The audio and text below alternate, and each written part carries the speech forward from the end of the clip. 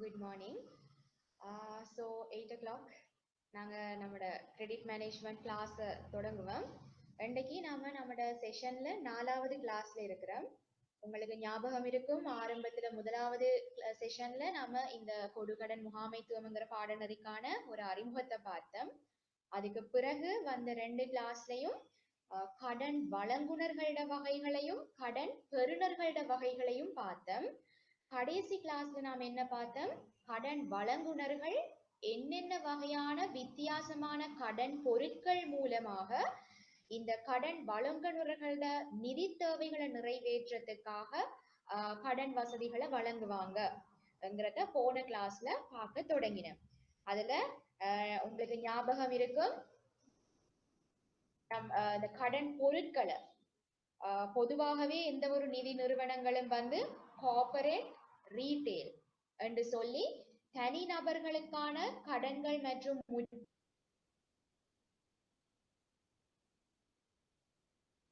பணங்கள் அதுகள் சம்பந்தமான கடன் பொருட்களை வச்சிருப்பாங்க. அதுக்கு பிறகு இந்த கார்ப்பரேட் வணிகங்கள் வியாபாரங்கள் இவங்களுடைய நிதி தேவைகளை நிறைவேற்றதுக்காக வித்தியாசமான கடன் பொருட்களை வச்சிருப்பாங்க நாங்க சொன்னேன். அதுக்கு பிறகு நம்ம போன கிளாஸ்ல என்ன பார்த்தோம்? இந்த தனி நபர் உங்களை மாதிரி என்ன மாதிரி நபர்கள் தனி நபர்களிட நிதி தேவைகளை நிறைவேற்றத்துக்கு என்னென்ன வகையான கடன் பொருட்கள் இருக்கு என்று ஒரு நிறைய ஒரு ஃபுல் லிஸ்ட் ஒன்று பார்த்தோம். இது ஒவ்வொன்றையும் நாங்க பிரீஃபா பார்த்துட்டு வந்தோம். உங்களுக்கு ஞாபகம் இருக்கு, கடன் அட்டைகள், தனிநபர் கடன்கள், வீட்டு கடன்கள், வாகன கடன்கள், அதோட சேர்த்து நாங்க நிதி குத்தகை, தொழிற்பாட்டு குத்தகை மற்றது வாடகை கொள்வனவு இதுகளுக்கு இடையில இருக்கிற வித்தியாசங்கள். அதுக்கு பிறகு பர்சனல் லோன்ஸ்லயும் நிறைய வகைகள் இருக்கு ஒவ்வொரு வங்கிகளுக்கிட்ட.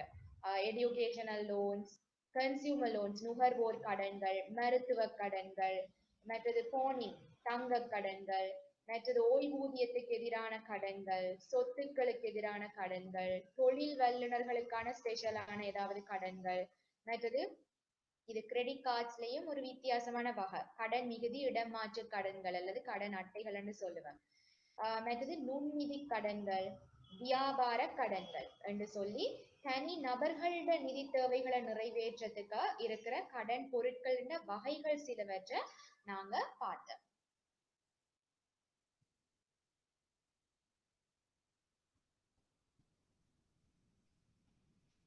ஓகே,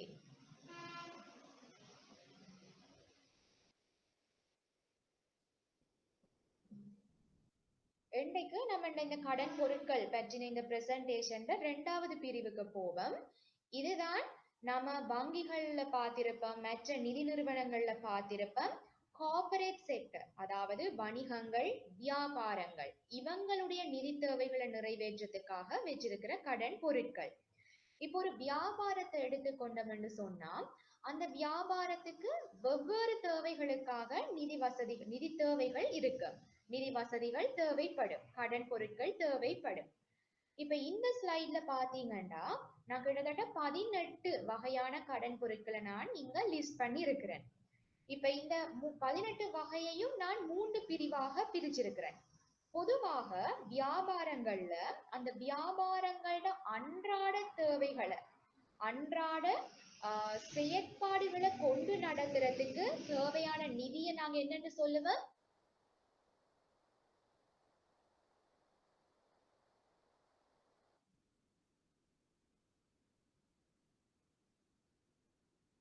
ஒர்க்கிங் கேபிட்டல், தொழிற்படு மூலதனம் என்று சொல்லுவேன். இதை நீங்க வேற வேற பாடநெறிகளை டீடைலா படிச்சிருப்பீங்க. தொழிற்படு மூலதனம் சொன்னாங்க வியாபாரத்துல வேலை செய்யற நபர்கள் என்னது அவங்களோட வேதனங்கள் கூலிகளை வழங்குறதுக்கு, பிறகு வாடகை செலவுகளை வழங்குறதுக்கு, மற்றது நீர் மின்சாரம் இந்த மாதிரி கட்டணங்களை செலுத்துறதுக்கு, இந்த மாதிரி அந்த பிசினஸ ரன் பண்ணி கொண்டு வர சந்தர்ப்பத்துல தேவைப்படுற அன்றாட தேவைகளுக்கு தேவைப்படுற நிதியைத்தான் நாங்க சொல்லுவோம் தொழிற்படு மூலதனம் என்று. அப்போ இந்த மாதிரி வியாபாரங்களுக்கு பல சந்தர்ப்பங்கள்ல இந்த தொழிற்படு மூலதனத்துக்கு தேவையான நிதிகள் இருக்கு. அந்த மாதிரியான நிதிகளுக்கான தீர்வுகள் தனியாக வங்கிகள்லயோ மற்ற நிதி நிறுவனங்கள்லயோ இருக்கு. இன்னொன்று என்ன, நீண்ட கால கடன் வசதிகள். நீண்ட கால கடன் வசதிகள் என்று சொல்ற நேரம் ஒரு வணிகத்துக்கு ஒரு நீண்ட கால சொத்து ஒன்றை வாங்கி கொள்றதுக்கு, இல்லாட்டி ஒரு வியாபாரத்துல ஒரு ஒரு லாங் டேர்ம் ப்ரொஜெக்ட் ஒன்று செய்ய போறாங்கன்னு சொல்லுவேன். அப்ப அந்த ப்ரொஜெக்டுக்கு ஃபைனான்ஸ் பண்றதுக்கு, இந்த மாதிரி நீண்ட காலத்துக்கு தேவையான ஒரு விஷயத்தை செய்யறதுக்கு கடன் வசதிகள் தேவைப்படும். அப்ப இது கண்டு வங்கிகளையும் நிதி நிறுவனங்களையும் ஆஹ் இந்த தேவையை நிறைவேற்றத்துக்கு வித்தியாசமான கடன் பொருட்கள் இருக்கு. இதை தவிர சர்வதேச வியாபார நிதியிடல், அதாவது வணிகங்கள் வந்து சொல்லுவேன் உற்பத்தி நடவடிக்கைகள்ல மேற்கொண்டு அதை ஏற்றுமதி செய்யற ஒரு நிறுவனமாக இருக்கு. இல்லாட்டி சொல்லுவேன் அந்த வியாபாரம் இறக்குமதி ஏதாவது மூலப்பொருட்கள் சரி, இல்லாட்டி வேற ஏதாவது இறக்குமதி செய்யற சந்தர்ப்பத்துல அவங்களுக்கு நிதி தேவைப்படும். அப்ப இந்த மாதிரி சர்வதேச வியாபாரத்துல ஈடுபடுற நேரம் இந்த வணிகங்களுக்கு நிதி தேவைகள் ஏற்படக்கூடும். அப்ப இது வந்து இந்த ஸ்லைட்ல நான் தந்திருக்கிற இந்த 3 பிரிவும் பொதுவாக வியாபாரத்துக்கு ஒரு வணிகத்தை கொண்டு நடாத்துறதுல டைம்ல ஏற்படக்கூடிய வித்தியாசமான நிதி தேவைகள். அப்ப இந்த வங்கிகள்லையும் நிதி நிறுவனங்கள்லையும் இந்த மாதிரி வித்தியாசமான வியாபார நிதி தேவைகள் அறிஞ்சு வித்தியாசமான கடன்கள் மற்றும் முற்பணங்கள், அதாவது கடன் பொருட்களை டிசைன் பண்ணி இருக்கிறாங்க. அந்த வகையான சில கடன் பொருட்களுக்கு உதாரணங்கள் தான் இந்த ஸ்லைட்ல தரப்பட்டிருக்கு. இப்ப தொழிற்படு மூலதன தீர்வுகள், ஒர்க்கிங் கேபிட்டல் சொல்யூஷன் எடுத்துக்கொண்டோம்னா ஓவர் டிராஃப்ட் ஃபெசிலிட்டிஸ் இருக்கு, ஷார்ட் டேர்ம் குறுகிய கால பண சந்தை கடன்கள் இருக்கு, பிணைய கடன்கள், மற்றது ஃபேக்டரிங் என்று கேள்விப்பட்டிருப்பீங்க, கடன் அறவிடும் வசதியை நான் டிரான்ஸ்லேட் பண்ணியிருக்கிறேன். மற்றது போஸ்ட் டேட்டட் செக்ஸ் டிஸ்கவுண்டிங், பிந்தைய தேதியிட்ட காசோலை கழிவிடு செய்தல். இந்த மாதிரி இதெல்லாம் வந்து உதாரணங்கள் தான். இதை விட இன்னும் உதாரணங்கள் சொல்ற நேரம் மிகவும் பிரபல்யமாக பாவிக்கப்படுற சில உதாரணங்கள். இதை விடவும் இன்னும் நிறைய வகையான கடன் பொருட்கள் வங்கிகள் இருக்கு. மற்றது இப்ப நீண்ட கால கடன் வசதிகள், லாங் டேர்ம் பைனான்சிங் இருக்குது, கால கடன்கள் டேர்ம் லோன்ஸ், மற்றது பிரிட்ஜிங் லோன்ஸ் இருக்கு, நாங்க பாப்போம் இது ஒவ்வொன்றையும் என்னண்டு. மற்றது குத்தகை வசதிகள், சிண்டிகேட் லோன்ஸ் இருக்கு, ப்ரொஜெக்ட் பைனான்சிங் ஒரு திட்ட செயலுக்காக நிதி ஏறுறது, மற்றது சேனல் பைனான்சிங், எஸ்எம்இ பைனான்சிங் வித்தியாசமான வகையான கடன் பொருட்கள் இருக்கு. மற்றது இப்ப இன்டர்நேஷனல் ட்ரேட் பைனான்சிங், நான் நினைக்கிறேன் உங்களுக்கு இந்த லெவல்ல வந்து இந்த இன்டர்நேஷனல் ட்ரேட் அண்ட் பைனான்ஸ் சொல்றது தனியான ஒரு பாடநெறி. அதனால இதுக்கு கீழே வர இந்த இந்த கடன் பொருட்கள் பற்றியும் கூட நீங்க இன்னும் வெரி டீட்டெயிலா இந்த பாடநெறியில நீங்க கவர் பண்ணுவீங்க. அதனால நான் இந்த செக்ஷனை வெரி லைட்டா தான் டச் பண்ணுவேன். அப்ப இந்த சர்வதேச வியாபார நிதியிடல்ல கூட வித்தியாசமான கடன் பொருட்கள் இருக்கு. Pre shipment loans, import loans, bank guarantees, மற்றது லெட்டர் ஆஃப் கிரெடிட் நாணய கடிதம், மற்றது export bill purchasing, export bill discounting என்று சொல்லி நிறைய வகையான கடன் பொருட்கள் இருக்கு. இப்ப நாம இந்த இந்த ஸ்லைட்ல எடுத்திருக்கிற ஒவ்வொன்றையும் வெரி பிரீஃபா நாங்க பார்த்து கொண்டு போவோம். நான் உங்களுக்கு போன கிளாஸ்லயும் சொன்ன மாதிரி இந்த பிரசன்டேஷன், அதாவது கடன் பொருட்கள் பற்றிய இந்த பிரசன்டேஷன் வந்து உங்களுக்கு மிக முக்கியமான பிரசன்டேஷன்.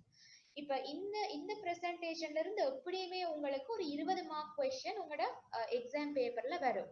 பொதுவாக ஒவ்வொரு வருஷமும் உங்களோட பாஸ் பேப்பர்ல 4வது கேள்வி வந்து கடன் பொருட்களை பற்றின கேள்வி. இந்த கேள்வியில பொதுவாக என்னென்ன மாதிரியான கேள்விகள் வந்திருக்கு இதுவரைக்கும் என்று சொன்னா, இப்ப உங்களுக்கு ஒவ்வொரு ஒரு கடன் பொருட்கள் வகைகளை தந்துட்டு இதென்ன ஃபீச்சர்ஸ் பண்புகளை விளக்க சொல்லி தந்திருப்பாங்க. இல்லாட்டி 2 வகையான கடன் பொருட்களை தந்து இது ரெண்டையும் ஒப்பிட்டும் வேறுபடுத்தியும் எழுத சொல்லி தருவாங்க. இல்லாட்டி என்ன மாதிரி தருவாங்க, போன எக்ஸாமுக்கும் அதுக்கு முந்தின எக்ஸாம்ல கண்டனா ஒரு ஒரு ஒரு கடன் பெறுநரின் நிதி தேவைகள், வித்தியாசமான நிதி தேவைகளை வழங்கி இந்த நிதி தேவைக்கு மிக பொருத்தமான கடன் பொருள் எது என்று உங்களை ஜஸ்டிஃபை பண்ண சொல்லி ஒரு கொஸ்டின் வந்திருந்தது. அதனால இந்த பிரசன்டேஷன் வந்து மிக முக்கியமான பிரசன்டேஷன். இதுல இருக்கிற விஷயங்களை நீங்க ஃபெமிலியரைஸ் பண்ணிக்கொள்ளுங்க. இதை பத்தி இன்னும் தேடி அறியுங்க. உங்களுக்கு இது வந்து காமன் டைப்ஸான கடன் பொருட்கள் என்று சொல்ற நேரம் இந்த கடன் பொருட்களை விட வித்தியாசமான கடன் பொருட்கள் உங்களுக்கு உங்களோட எக்ஸாம் பேப்பர்ல வாரதுக்கான சான்சஸ் மிக குறைவு. அதனால நீங்க அப்படியே கடன் பொருட்கள் பற்றின உங்களோட நாலேஜை நீங்க கட்டாயம் வச்சுக்கொள்ளணும். ஏன்னா இந்த பிரசன்டேஷன் நீங்க ஃபெமிலியரைஸ் பண்ணி கொள்வீங்கன்னு சொன்னா உங்களுக்கு 20 மார்க்ஸ் வந்து ஷோ பண்ணலாம். ஓகே, சோ இப்ப நம்ம முதல்ல ஆரம்பிக்க போறோம் இந்த தொழிற்படு மூலதன தீர்வுகளுக்கான சில கடன் பொருட்கள். ஓவர் டிராஃப்ட் ஃபெசிலிட்டி, வங்கி மேலதிக பெற்று வசதிகள். இது வந்து இப்ப நீங்க ஏ லெவல்ல நீங்க காமர்ஸ் படிச்சிருந்தீங்கன்னாலும் உங்களுக்கு இது தெரிஞ்சிருக்கும். வங்கி மேலதிக பெற்று என்று சொல்ற நேரம் ஒரு ஒரு வணிகத்துக்கு நடைமுறை கணக்கு கரண்ட் அக்கவுண்ட் இருக்கு என்று சொன்னா இந்த வங்கி மேலதிக பெற்று இந்த நடைமுறை கணக்கோட தொடர்பு பட்டது. அதாவது நடைமுறை கணக்குல எவ்வளவு நிதி இருக்கோ அந்த நிதி தீர்ந்ததுக்கு பிறகும் கூட அந்த நிதி அந்த நடைமுறை கணக்குல இருக்கிற நிதி வந்து தீர்ந்ததுக்கு பிறகும் கூட இன்னும் கொஞ்சம் எக்ஸ்ட்ராவா எங்களுக்கு பாவிக்க கூடியதாக இருக்கு. அந்த மாதிரியான ஒரு கடன் வசதி தான் இந்த வங்கி மேலதிக பெற்று. நடைமுறை கணக்குகளுக்கு ஓடி வசதிகள் வழங்கப்படுகின்றன. கணக்கு நிலுவையை விட அதிகமாக நிதியிடும் வசதியை குறிக்கிறது. இப்ப வியாபாரத்தில் அவசர நிதி தேவை இருக்கும் போது நடைமுறை கணக்கில் பணம் போதாமையாக இருக்குமாயின் வாடிக்கையாளர் வங்கியின் உதவியை நாடலாம். இப்ப ஒரு ஒரு நடை அவருடைய ஒரு வணிகத்துக்கு இருக்கிற நடைமுறை கணக்குல சொல்லுவேன் ஒரு 5 லட்சம் காசு இருக்கு. ஆனா சொல்லுவேன் இப்ப அவரோட மூல பொருட்களை வாங்குறதுக்கு ஒரு 6 லட்சம் தேவைப்படுது. அப்போ 1 லட்சம் ஷார்ட்டா இருக்கிற டைம்ல அந்த வியாபாரத்துக்கு வணிகத்துக்கு ஏலமாக இருக்கும் அந்த வங்கியோட நெகோசியேட் பண்ணி அந்த கணக்குல இருக்கிற 5 லட்சத்துக்கு எக்ஸ்ட்ராவா இன்னும் 1 லட்சம் எக்ஸ்ட்ராவா அந்த அக்கவுண்ட்ல இருந்து அவரை வித்ட்ரா பண்றதுக்கு அவருக்கு ஏலுமாக இருக்கு. அதுதான் வங்கி மேலதிக பெற்ற வசதி. அப்ப வங்கிகளின் இந்த தொழிற்படு மூலதன தேவையை பூர்த்தி செய்ய இது ஒரு எளிய மற்றும் விரைவான தீர்வு. இப்ப ஒரு வங்கியோட தொடர்ந்து ஒரு நடைமுறை கணக்கை பேணிட்டு வார ஒரு நல்ல நிதி நாணய தன்மை மிகுந்த ஒரு வியாபாரமாக இருக்கிற சந்தர்ப்பத்துல இந்த மாதிரியான டெம்பரரியா இந்த மாதிரி ஏதாவது ஒரு அவசர காசு தேவை ஏற்படுற சந்தர்ப்பத்துல என்ன அந்த அந்த வங்கியில அந்த நிறுவனத்துல இருக்கிற பொறுப்பு அதிகாரி வந்து ஈவன் ஓவர் த போன் வந்து அவருக்கு ஏலுமாக இருக்கும் அந்த பேங்க் பிரான்ச் மேனேஜரோட பேசி ஒரு ஓவர் டிராஃப்ட் ஃபெசிலிட்டி அவருக்கு எடுத்துக்கொள்றதுக்கு ஏதுமானதாக இருக்கு. அப்ப இது மிகவும் எளிய மற்றும் விரைவான ஒரு தீர்வு. மற்றது வணிகத்தின் எதிர்கால பணவரவுடன் பொருந்த ஓவர் டிராஃப்ட் வசதியின் காலம் தீர்மானிக்கப்படலாம். இப்ப ஓவர் த போன் கால் பண்ணி சொல்ற நேரம் இப்ப பேங்க்ல கேட்பாங்க இது எவ்வளவு காலத்துக்கு இந்த வங்கி மேலதிக பெட்ரோடி ஃபெசிலிட்டி வேணும் என்று கேட்பார். அப்ப இவருக்கு வந்து அடுத்த பணவரவு அவருக்கு எப்ப அக்கௌண்ட்டுக்கு காசு விழுவுங்கிற காலத்தை பொறுத்து இவருக்கு ஏலுமாக இருக்கும். ஒரு கிழமைக்கு ஓவர் டிராஃப்ட் ஃபெசிலிட்டி போதும், ஒரு மாசத்துக்கு இல்லாட்டி 3 மாசத்துக்கு இந்த காலத்தை தீர்மானிச்சு கொள்ளக்கூடியதாக இருக்கும். அதாவது இது வந்து பிளெக்சிபிலிட்டி. பிளெக்சிபிலிட்டின்னு சொல்ற நேரம் இது வந்து இந்த வசதிகளை பற்றி நீங்க நெகோசியேட் பண்ணி கொள்ளலாம். மிகவும் எளிமையான விரைவான ஒரு வசதி. மத்த இந்த ஓடி ஃபெசிலிட்டியில 2 வகையான வங்கி மேலதிக பெற்று வசதி இருக்கு. ஒன்று டெம்பரரி ஓவர் டிராஃப்ட் ஃபெசிலிட்டி, மற்றது permanent over draft facility. Temporary over draft facility என்று சொல்ற நேரம் நான் இப்ப சொன்ன ஒரு உதாரணம் மாதிரி, அதாவது தற்காலிகமாக அந்த வியாபாரத்துக்கு அவசரமாக ஒரு நிதி தேவைப்படுகிறது என்ற சந்தர்ப்பத்துல அவர் வந்து ஒரு தற்காலிகமாக ஒரு ஒரு ஓவர் டிராஃப்ட் ஃபெசிலிட்டியை அரேஞ்ச் பண்ணி கொள்வார். இது ஏதாவது ஒரு அவசர தேவைகளுக்காக இல்லாட்டி சொல்லுவோம் சில பிசினஸஸ் இருக்கு சீசனல் பிசினஸ். அப்ப அந்த சீசனுக்கு அவங்களுக்கு கூடுதலான உற்பத்தி செய்யறதுக்கு அவங்களுக்கு கூடுதலான தொழிற்படு மூலதனம் தேவை. அப்ப அந்த சீசனை கவர் பண்ணி கொள்றதுக்கு அவருக்கு ஒரு ஓவர் டிராஃப்ட் ஃபெசிலிட்டி தேவைப்படும். மற்றது என்ன நிரந்தர ஓவர் டிராஃப்ட் ஃபெசிலிட்டி, நிரந்தர வங்கி மேலதிக பெற்று. நிரந்தரம் என்று சொல்ற நேரம் என்ன அவர் வந்து பேங்கோட பேசி அந்த நடைமுறை கணக்குக்கு தொடர்ந்தே ஒரு ஓவர் டிராஃப்ட் லிமிட் வங்கி மேலதிக பெற்று லிமிட் ஒன்று வரம் கொண்டு வச்சிருப்பார். அதாவது சொல்லுவேன் எப்பவுமே அந்த வங்கி கணக்குல இருக்கிற மிகுதியை விட மேலதிகமாக மேக்சிமம் சொல்லுவோம் ஒரு 2 லட்சத்துக்கு அந்த வணிகத்துக்கு எந்த சந்தர்ப்பத்திலையுமே 2 லட்சம் எக்ஸ்ட்ராவா வித்ட்ரா பண்ணக்கூடியதாக இருக்கும் என்கிற மாதிரி நிரந்தரமான ஒரு வங்கி மேலதிக பெற்றையும் கூட அந்த வணிகம் வந்து அரேஞ்ச் பண்ணி வச்சு கொள்ளலாம். அதுக்கு பிறகு என்ன இந்த 2 லட்சம் லிமிட்டுக்குள்ள ஏழுமா இருக்கும் இவருக்கு கடன்களை பெற்றுக்கொள்றதுக்கு. அவர் பிறகு என்ன செய்வார், காசு வார டைம்ல அந்த ஓவர் டிராஃப்ட் ஃபெசிலிட்டியை செட்டில் பண்ணுவாரு.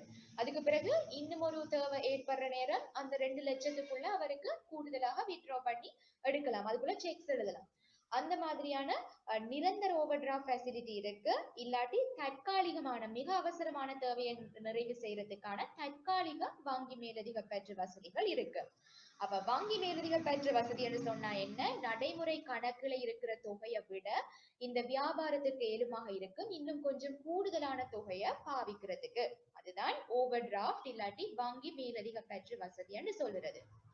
இது வந்து மிகவும் ஒரு வியாபாரத்தை பொறுத்த வரையில இது வந்து மிகவும் பிரபல்யமான ஒரு கடன் பொருள். அடுத்ததுதான் short term money market loans என்று சொல்லுவேன். குறுகிய கால பண சந்தை கடன்கள். குறுகிய காலம் என்று சொல்ற நேரம் இது வந்து ஒரு நாளுக்கான கடனாக இருக்கும், இல்லாட்டி ஒரு மாதத்துக்கான கடன், ஒரு கிழமைக்கான கடன், இல்லாட்டி மேக்சிமம் ஒரு வருஷத்துக்கான கடன். இதைத்தான் நாங்க குறுகிய கால பண சந்தை கடன்கள் என்று சொல்றது. இது கூட வணிகத்துக்கு ஏதாவது குறுகிய கால அவசர நிதி தேவைகள் ஏற்படுற சந்தர்ப்பத்துல பெற்றுக்கொள்ற கடன்கள்.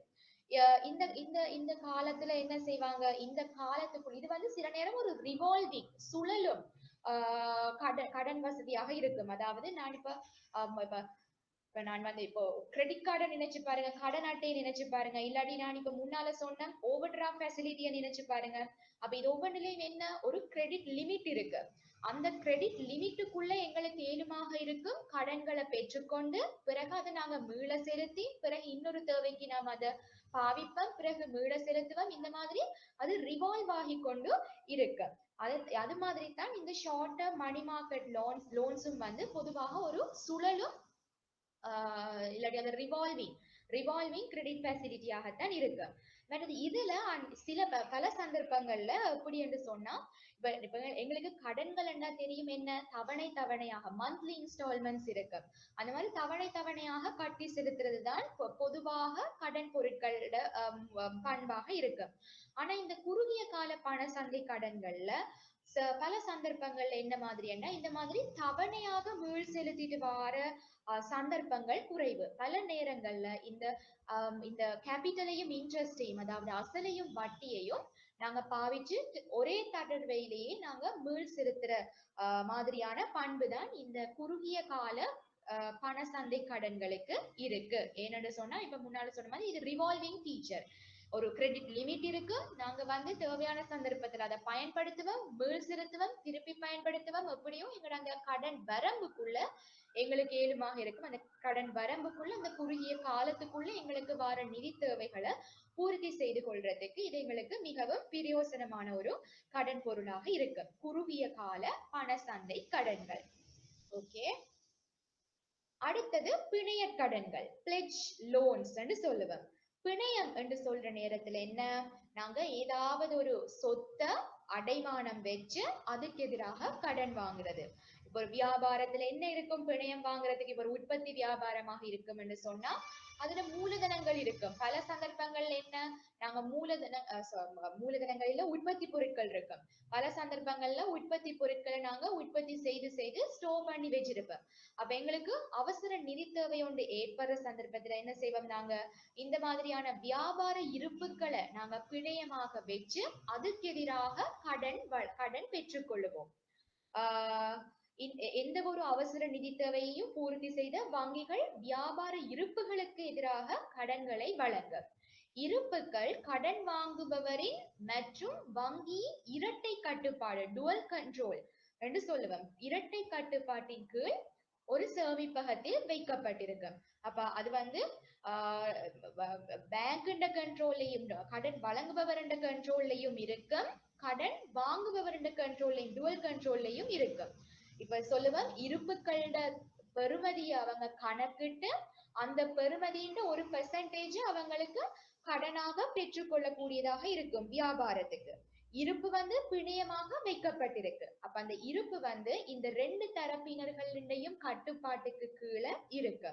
இப்ப அந்த இருப்புகள் விற்பனைக்கு தேவைப்படுதுங்கிற சந்தர்ப்பத்தில் என்ன நடக்கும், ஒன்று அந்த பிணையத்துக்கு எதிராக வைக்கப்பட்டிருக்கிற கடன் வந்து இதுவும் பொதுவாக ஷார்ட் டேர்ம், அப்ப அப்ப இந்த இருப்புகளுக்கு எதிராக வைக்கப்பட்டிருக்கிற கடன் வந்து மீள் செலுத்தப்பட்டுட்டு இருப்புகள் விடுவிக்கப்படும்.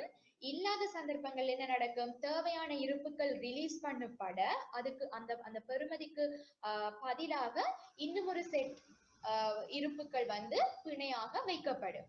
இந்த மாதிரியான ஒரு அரேஞ்ச்மெண்ட்ல இந்த பிணைய கடன்கள் போகும். இந்த பிணைய கடன்கள்லயும் நிறைய வகைகள் இருக்கு. அதாவது இதை நாங்க பிறகு வார ஒரு பிரசன்டேஷன்ல பார்ப்போம். இந்த பிணைய கடன்கள்லயும் நிறைய வகைகள் இருக்குது. மற்றது 4வது ஃபேக்டரிங், கடன் அறவிடும் வசதி. இந்த ஃபேக்டரிங் அரேஞ்ச்மெண்ட் வந்து எப்படி நடக்கும்? இப்ப பொதுவாக இந்த மாதிரி ஒரு அரேஞ்ச்மெண்ட் தான் இருக்கு. இப்ப இந்த ஃபேக்டர் என்கிற இந்த இந்த ப்ளூ கலர் அந்த சர்க்கிளை மறந்துடுங்க. இப்ப வளமையாக என்ன நடக்கும்? ஒரு ஒரு பொருள் விற்கிறதுலயும் வாங்குறதுலயும் 2 தரப்பினர்கள் இருக்கிறாங்க, செலரும் பயரும். அப்ப பொதுவாக என்ன நடக்கும்? விற்பனையாளர் வந்து பொருளை வாங்குபவருக்கு விற்பாங்க பொதுவாக இந்த ஃபேக்டரிங் அரேஞ்ச்மெண்ட்ஸ்ல. அதுக்கு பிறகு என்ன நடக்கும்? இந்த பயர் வந்து அவங்க வந்து என்ன செய்வாங்க? ஒரு 3 மாச கடன் அடிப்படையிலயோ இல்ல ஏதோ எக்ரியான ஒரு ஒரு தவணையில கடன் வந்து மீள் செலுத்துவார். அதுதான் ஒரு சாதாரணமான ஒரு விற்றல் வாங்கல் அரேஞ்ச்மெண்ட். இந்த ஃபேக்டரிங், ஃபேக்டர்ங்கிற 3வது நபரை கொண்டு வர சந்தர்ப்பத்துல இந்த அரேஞ்ச்மெண்ட் வந்து எப்படி நடக்கும்? முதலாவது செலர் என்ன செய்வாரு? பொருட்களை விற்கிறவருக்கு பொருள் வழங்குவாரு. அதுக்கு பிறகு அவருக்கு அந்த இன்வாய்ஸ் வேல்யூ இருக்கு, என்ன ரிசீட் வேல்யூ இருக்கு. அப்ப அந்த வாங்குபவர் வந்து அவரோட கடன் தவணை இருக்கு, அவர் 3 மாசத்துக்கு பிறகு 6 மாசத்துக்கு பிறகு கடனை மீள் செலுத்துறதுக்கு பாப்பாரு. அப்ப இந்த இந்த மீள் செலுத்துறதுக்கு இருக்கிற காலத்துக்குள்ள இந்த விற்பனை செய்தவருக்கு ஏதாவது ஒரு அவசர நிதி தேவை வந்துட்டுன்னு சொன்னா அவர் என்ன செய்வாரு? இந்த பயருக்கு அவர் விற்ற பெறுமதி அந்த ரிசீட்டை வச்சு, இன்வாய்ஸை வச்சு அவர் என்ன செய்வாரு? அந்த இன்வாய்ஸை வச்சு அதுல ஒரு கழிவிடப்பட்ட தொகுதிய கழிவிடப்பட்ட பணத்தொகைய அவர் முன்கூட்டியே பெற்று கொள்ளுவாரு. அவரு யாருக்கிட்ட கொண்டு போய் இந்த கழிவிட போறாரு? அந்த 3வது நகரத்தான் நாங்க ஃபேக்டர் என்று சொல்லுவோம். அப்ப இந்த இன்வாய்ஸ் வேல்யூ அந்த ஃபேக்டருக்கு கொடுத்து அந்த இன்வாய்ஸ்ல டிஸ்கவுண்ட் ஆன குறைவான, அதாவது 100 ரூபாய் பெறுமதியான இன்வாய்ஸாக இருக்கிற சந்தர்ப்பத்துல 80 ரூபாய் அவருக்கு முன்கூட்டியே பெற்றுக்கொள்ளக்கூடியதாக இருக்கு. அதுக்கு பிறகு ஃபேக்டர் என்ன செய்வாரு? இந்த பயர் வந்து பொருளை பெற்று வாங்கி கொண்டவர், அவர் வந்து பிறகு யாருக்கிட்ட இந்த தொகையை செட்டில் பண்ண வேண்டியதாக இருக்கும்? அந்த ஃபேக்டரு கிட்ட. இப்ப பொதுவாக இந்த அரேஞ்ச்மெண்ட் வந்து மிக நீண்ட காலமாக தொக்கு நிக்கிற பணங்களை மீள் பெற்றுக் கொள்றதுக்கு கூட மிகவும் இஃபெக்டிவான ஒரு அரேஞ்ச்மெண்ட். இந்த ஃபேக்டர் என்று சொல்ற நேரம் அவங்களுக்கு இந்த கடன் தொகைகளை இப்ப கனகாலம் தொக்கு நிக்கிற தொகைகளை வந்து எப்படி மீள் பெற்றுக் கொள்றதுங்கிறதுக்கான சில டாக்டிக்ஸ் தெரிஞ்சிருக்கு. அதாவது அந்த சந்தர்ப்பத்துல கனகாலமா யாராவது பே பண்ணாம இருக்கிறாங்கன்னு சொன்னா அந்த மாதிரியான தொக்கு நிக்கிற இன்வாய்ஸஸ் எல்லாத்தையுமே இந்த ஸ்பெஷலைஸ்டான ஃபேக்டர்ஸுக்கு அவங்க டிரான்ஸ்ஃபர் பண்ணுவாங்க. அப்ப ஃபேக்டர்ஸுக்கு வந்து இந்த அவங்க வந்து கூடுதலாக இந்த மாதிரி எப்படி இந்த தொகைகளை தொக்கு நிக்கிற தொகைகளை மீள் பெற்றுக் கொள்ளலாம் என்று அவங்களுக்கு டிப்ஸ் தெரியும்.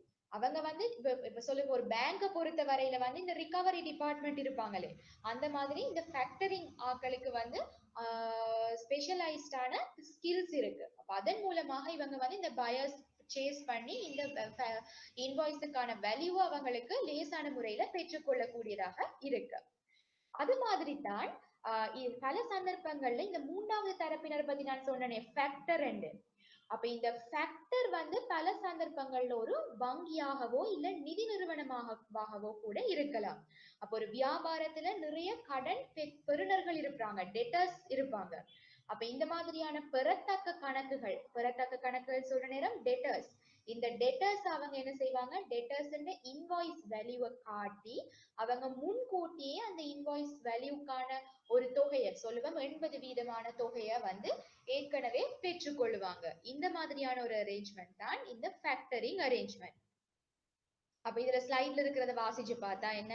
இதில் ஒரு வணிகமானது பெறத்தக்க கணக்குகளை 3ஆம் தரப்பினர், இந்த 3ஆம் தரப்பினர் யாரு? ஃபேக்டர். இந்த ஃபேக்டர் மூலமாக காசாக மாற்றுகிறது. ஒரு வணிகமானது அதன் தற்போதைய மற்றும் உடனடி பண தேவைகளை பூர்த்தி செய்வதற்கு உகந்தது. இப்ப எங்களுக்கு எவ்வளவோ டேட்டா பேலன்ஸ் இருந்தாலும் பல சந்தர்ப்பங்கள் எங்களுக்கு உடனடியாக பண தேவைகள் இருக்கு. அப்ப அந்த சந்தர்ப்பத்துல நாங்க எங்களுக்கு ஏழுமாக இருக்கும் இந்த டேட்டா பேலன்ஸ் இன்வாய்ஸை வச்சு உடனடியாக காசு பெற்றுக் கொள்றதுக்கு. கடன்கள் கடன் பெறுநரால் செலுத்தப்படுவதற்கு முன்னர் வணிகத்தினால் பணம் பெறப்படலாம். சில வங்கிகள் இந்த ஃபேக்டரிங் செயற்பாட்டுக்காக தனித்தனி அலகுகளை நிறுவியுள்ளன. பல வங்கிகள்ல இந்த ஃபேக்டரிங் அலகுகள் தனியான ஒரு அலகாக இருக்கு. இப்போ இன்னும் ஒரு முக்கியமான உதாரணம் தான் உங்களுக்கு தெரிஞ்சிருக்கும் LOLC என்று சொல்றது ஒரு நிதி நிறுவனம், ஃபைனான்ஸ் கம்பெனி. LOLC ஃபேக்டரிங் என்று சொல்றது அதனோட அந்த குரூப்ல குழுமத்துல இருக்கிற ஒரு தனி நிறுவனம். அப்ப இந்த LOLC ஃபேக்டரிங் என்று சொல்ற அந்த நிறுவனம் இந்த இந்த கடன் வசதிகளை இந்த மாதிரியான அரேஞ்ச்மெண்ட், அதாவது டேட்டா பேலன்ஸுக்கு எதிரான இந்த இன்வாய்ஸ் அடைமானமாக வச்சு இந்த டிஸ்கவுண்ட் பண்ணி கேஷ நேரத்தோடைய கொடுத்ததுக்கு பிறகு இவங்க என்ன செய்வாங்க, அந்த